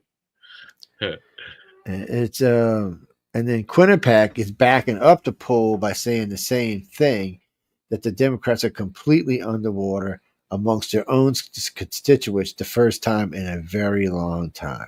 Well, that's if the party stays together. I don't know. Did you see any of what AOC was saying on her? She's on her fight oligarchy, tour with Bernie. The way she was talking, it sounds like she's trying to split off from the Democratic Party and But she may have to if she wants to try to do anything. She may have to because she have a hard time with the old thing. They don't have in the Democratic Party. Well, they said she's going to, in 4 years, she's going to try to go after Schumer's seat as a senator. Really? Wow. Yeah. Hey, you never know. I mean, I keep seeing polls where they say she's the face of the Democratic Party. She's what people say is the party says that they want the most. I'd like to see those polls, but, and this one was pretty good. This is how America feels about Doge. Wait, is this the one I was looking for? Or maybe not. Well, where'd you go? Huh. Well, it was a pretty good poll wherever it was. I guess it changed. But so what it showed is 33% of America thinks what he's doing is great. Basically, 30% says they like what he's doing. Oh wait, this might be it right here. So we'll let this one play. Liked what he was doing, or 28% said they liked what he was doing. So it was like 60-something% was on his side, and then there was like 33% that thought he needed to slow down. So that's all interesting. But then they did his numbers, and his numbers suck. He's 39% approval rating. Really? But Doge's got a 67. There it is, right there. There you go. So it was at 61. So Doge got a 61% approval rating. I mean, but they're saying people like it or they don't like it. What I find kind of upsetting is that no one seems disturbed or upset or pissed off that he's found all this, blatant, Oh no, a lot of people are just Democrats on it. Flat out waste of the money that they take from us. Yeah, see there it is, positive, negative, 51, 39. So this was a good poll, with the exception of poor Elon, who lost $100 billion helping us out. Yeah, geez. The poll numbers were pretty good. It's been interesting to watch. What's this? Former head of the U.S. space. Oh yeah, I remember this. So they didn't want to let him in the other day. They were sabotaging the building to keep him from getting. This is like babies we're talking about here. They were sabotaging the building so that Elon Musk couldn't get back into it? What? So they couldn't get in, yeah. They were blocking the doors and locking themselves in the offices and shit. That's illegal. I mean, you can't do that. I know. And see, it always cracks me up because liberals were hardcore on Tesla. And then now Elon's pro-Republican, so they're hating on him. But he only does own 12% of Tesla. I mean, where's it at? The young lady sent it to me today what the breakdown was. Where's it at? I don't know what I did with it, but BlackRock owns it's in there. There's a lot of companies in there. If the company Tesla breaks up, what does he get? What's 12% of $300 billion? Well, I don't know what Tesla's worth. It's worth more than that. No, I think they said it was worth $319 billion or something like that this week. Is it? I would have thought its damn Chinese plants would have been worth that. No, that's well. I mean, maybe if NBC's got their numbers wrong, they said it was worth $319 billion. So that's still not bad. 12% of so that's $319 billion change, but So it'd be about $36 billion in his case. So that's a pretty sizable chunk of change, yeah. But it's got to be more than that because he lost $100 billion with Tesla in the last 2 months. So it's something else. It must have been bigger earlier down the line. Or maybe something else got him. You never know. Well, and he's involved with Tesla only as a prestige thing, not for any other reason, not to make money off of it. Well, no, he's a guy who made Tesla make money, but it's he's kind of like a kid in some ways. He's easily distracted. He made money off of it. He's not making money off of it now. Not in no. He's making money off it now. So Tesla, as of right now, as of March 19th, Tesla is worth $758,065,000. That's what they're actually worth. I'm looking at it right now. It's I'm on the stock site, and their stock is trading at looks like $248 per stock. Not bad for a company that's been on a decline. See, because they were at 800 billion, now they're at 777 billion. Still, man, it's a lot of money. So it's weird when you look at their little chart down here. They were way up. So they were actually worth at one point in November of 2024, 1.5. That's be $1.5 trillion. Because wow. And currently they're worth what we just talked about. So and Toyota's stock's about the same price as theirs. Yeah. And everybody else is cheap. Ferrari 79, General Motors 49, Honda 44, Ford 40. I don't know. I guess they got more stock sold out there. Yep. Look at that, man. Well, he's going up and down. He's played this before, so good luck there, buddy, my friend Tesla. Yeah, that's what I'm saying. Because he had lost $100 billion. The only way he could have lost $100 billion if there was a lot of money involved. And because people were just pissed about it. Oh yeah, Elon is the largest holder with 13%. BlackRock's got 6.1%. Vanguard's got 7.5%. State Street's got 3.5%. Capital World Investors 1.8%. And there's a few others. 12%. Control. He has controlling interest of the company as well. Yeah, 13% is what they're saying. Wow. Yeah. Now I guess if everybody got to vote together, and voted against him, but right now he's the boss. Huh. I don't know what his holdings is in SpaceX anymore because it's private. It's stock, but it's private stock. You got to be invited to buy stock there. And it's funny. We're attacking Tesla all over, but we're not fucking with SpaceX. Why not? Well, he's dropping the fly on that too. How many of the most 3 crashes of the last 3 attempts, wasn't it? No, it was well, so first off, we got to clarify something so people don't get confused. So he's crashed 2 of the last 3 starships, but meanwhile, he has launched, I don't know, 50, 60 missions. So let's not get confused. I mean, he just brought back the astronauts from the space station yesterday. Yeah. So he's constantly running missions all the time. I mean, there's usually a mission nowadays for SpaceX, probably 1 a week or more. Well, he's more active than NASA was in the 60s. Oh well, so this is what they said. As of right now, if you combine the United States' entire space program, the Russians, the Chinese, the Indians, and the Brits, he has doubled the amount of launches. And that's their entire careers just in the last 5 years. Combined. Yes, he is. It is unbelievable how much. I mean, I always talked about this on Wake Up USA and on UFO Undercover that, if you want to see space take off, privatize it. He's proven me right every day. Boeing and them will get there eventually, Gene. But so now with this other rocket, he's building this heavy lift rocket.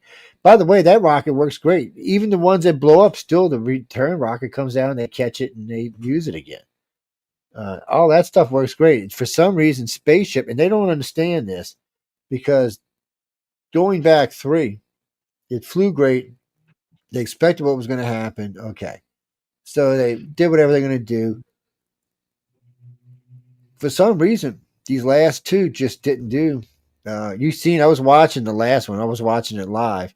And it's going, and I noticed the thing is, I'm like, what the hell? It looks like it's tumbling. Sure enough, it was tumbling. Its engine started phasing out at different times when they weren't supposed to. Is it possible maybe some of the aliens are interfering with the launches? I don't know, but it definitely was an engine failure that caused it. And their engines are pretty. I mean, if you talk about a company that does engines, their engines are pretty foolproof. So you got to kind of wonder what happened there. It's probably a software problem. Is probably what it was. I don't think they thought it was an equipment failure. I think they thought it was a software problem. Janine, I don't know, but I mean, he's working his ass off. Without him, there would be no American space program. No. What are you talking about? Blue Origins? Where are they at? I don't know what the hell Blue Origins. Boeing and them, Jeff Bezos. I mean, they're trying. But at this rate, Elon's going to be the one that gets the golden ticket when he goes to the asteroid belt and claims those 3 asteroids we know which is worth. His family will be worth so much for so long. They'll be like little mini emperors in the galaxy. I mean, in the solar system. They'll own the solar system. They'll definitely own Mars and Venus and all sorts of other stuff because they'll have so much money they won't know what to do with it. Well, that's how much they're worth. Yes. Oh, it's going to be a little at a time because it's going to be colonized and it's got to be processed. It's going to be brought to Earth. And in the beginning, it's going to be slow. But after just a couple of decades, you're going to see The asteroid's heavily mined, not just by Elon's people, but by others. Mars will be being colonized. It'll be like California in the 40, in 1849, the gold Doing the rush. gold rush, yeah, that's what it'll be like. Yeah, people take things on this asteroid and that asteroid, hoping to hit a huge vein of gold or diamonds or whatever else came off of that planet. And while you're flying through this asteroid belt scanner, you don't know what you're going to find, what kind of claim you're going to be able to stake, and then all of a sudden you went from being this poor guy with an old rocket that can barely go anywhere to, all right, I'm Elon Jr. Yeah. And that's how it's going to, remember, people, it's going to start out with the asteroid belt, and in 100 years or 500 years or 1,000 years, we'll have completely mined out the asteroid belt, probably use the rest of that material for other stuff. There probably won't even be an asteroid belt anymore. But by then, we'll be out by the Oort cloud, Kuiper. I mean, we'll be. There's so much material out here for us. There's all these moons and moonlets, all this stuff in the Kuiper belt. It's very huge. I mean, what is it? Something like 900,000 astronomical units. Yeah, well, it's two. What is it? From the center of the sun to the where the sun hasn't had an influence anymore. I think it's 2 light years. But I'm pretty sure it's 2 light years. From the sun to the Oort cloud, it's something like 900,000 astronomical units. Yeah, so that would be. So it'd be like a light year and a quarter or something, light year and a half or something. It's, something like that. It's like it's 9/10 of a light year. It's a long ways out there, guys. Yeah, Jay's right. It's a long ways, but pretty soon we'll have things that get us out there way faster than you think. Oh, we'll within 50 years. We'll be round tripping Mars. Round trip will be less than 5 months. I mean, look, if our recent past is any indication, we went from steam engines in the 1890s to 50 years later, jet engines fighting over Europe, killing people with bombs that kill entire cities. Okay? Think about that. We went from steam to nuclear power in 60 years.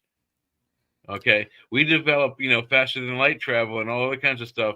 Think of how fast our computers. Think of how much smarter the computers will get, and making our technology even faster. I mean, it'll be like snap. We're like beyond Star Trek, Star Wars technology before you even know it.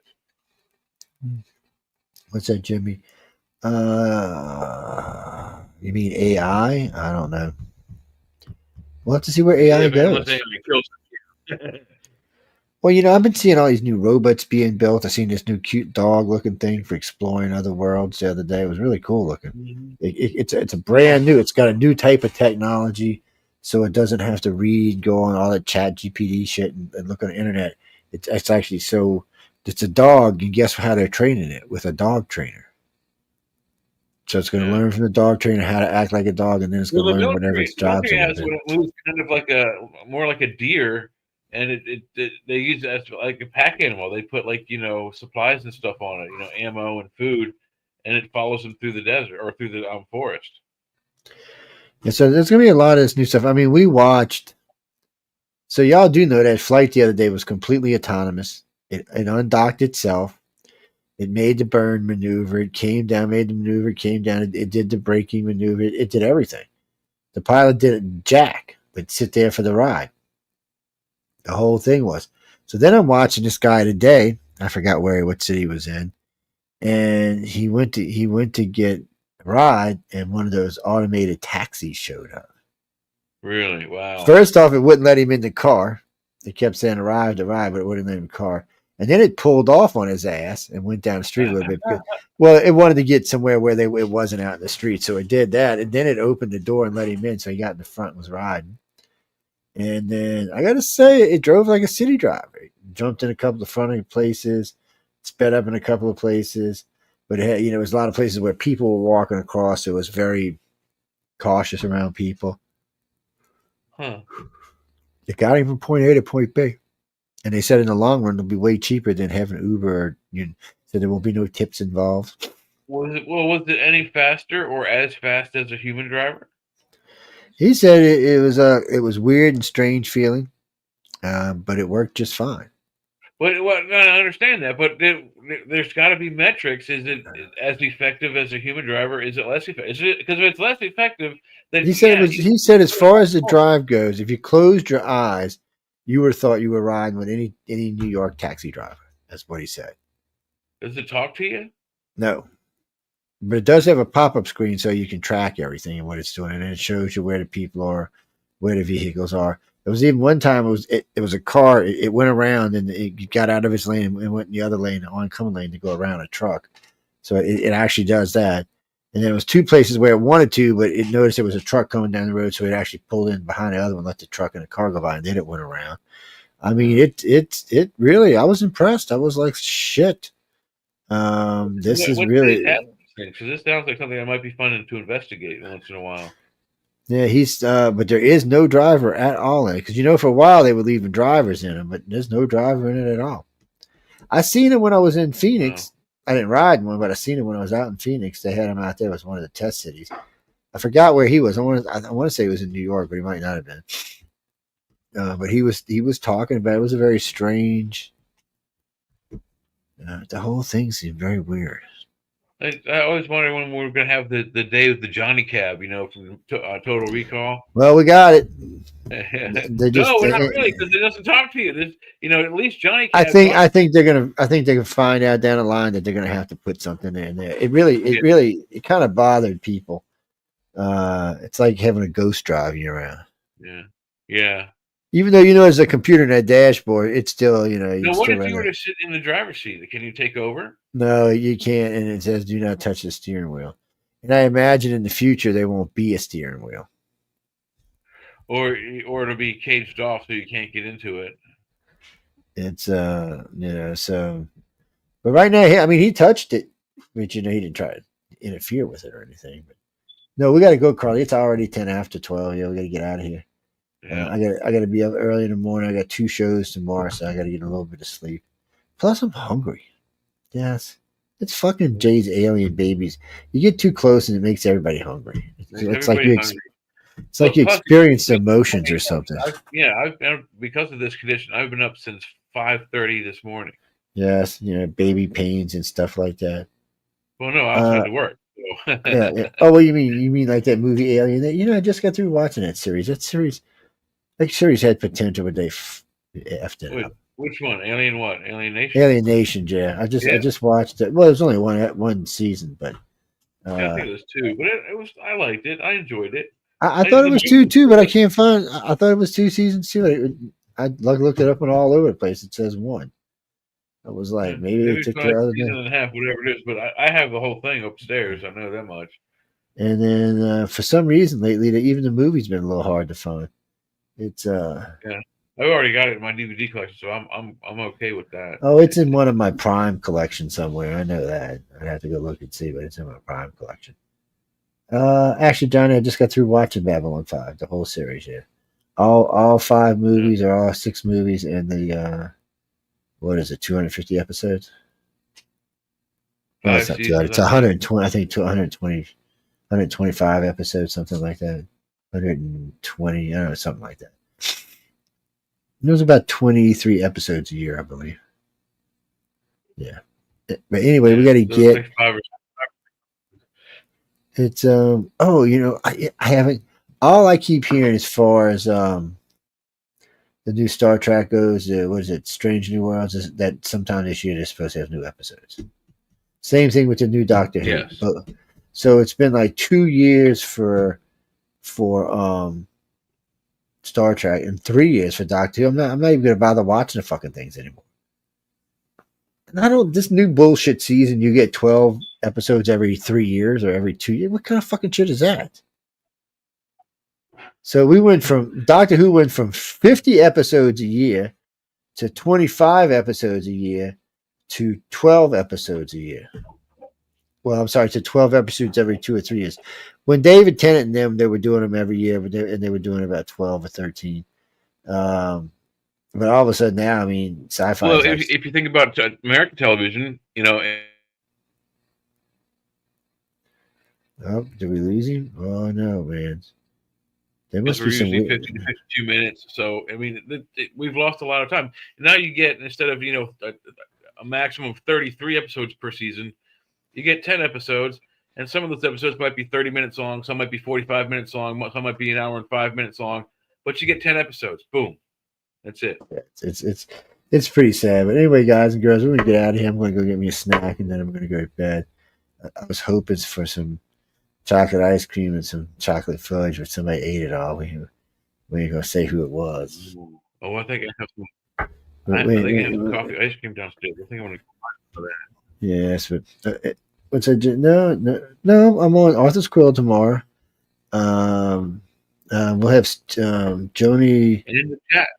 Yeah, so Joni will be in the morning. I mean, she'll be the first guest, and she's the coordinator for all the stuff, Writers of the Future. But we'll have Jim Mesklin on, who does all kind of voices. He's a great impersonator, so we'll have him on. He's done quite a lot of stuff. He's done quite a few things. Oh, you mean Nancy? No, we've had her on. Bart Simpson's the one who does Bart Simpson's voice. Yeah, we've had her on the show. Yeah, she's an interesting little character. She is like a 5'0" whirlwind from hell, man. She's. Hey Joe, why don't you see if Jim will join us on the chat after the Writer's Quill? We can ask him. Jim is a strange character. Yeah. And I don't know what his political views. Yeah, if he wants to come on, that'd be pretty cool. Yeah, I'll drop a hint to him because I always talk about the chat and doing the show a couple of times. So, but anyway, we're gonna go and thank everyone for tuning in. And by the way, there was a I don't know where that piece was, but I'll think of it tomorrow. So when I do the show tomorrow, I'll tell you tomorrow night. But on a note, good night. Stay tuned for whatever crazy shit's coming up next. Probably Spaced Out Radio. But people, have some fun, enjoy life. It's this long. We'll see y'all tomorrow. Stay out of trouble. Good night, everybody. Do do do do do.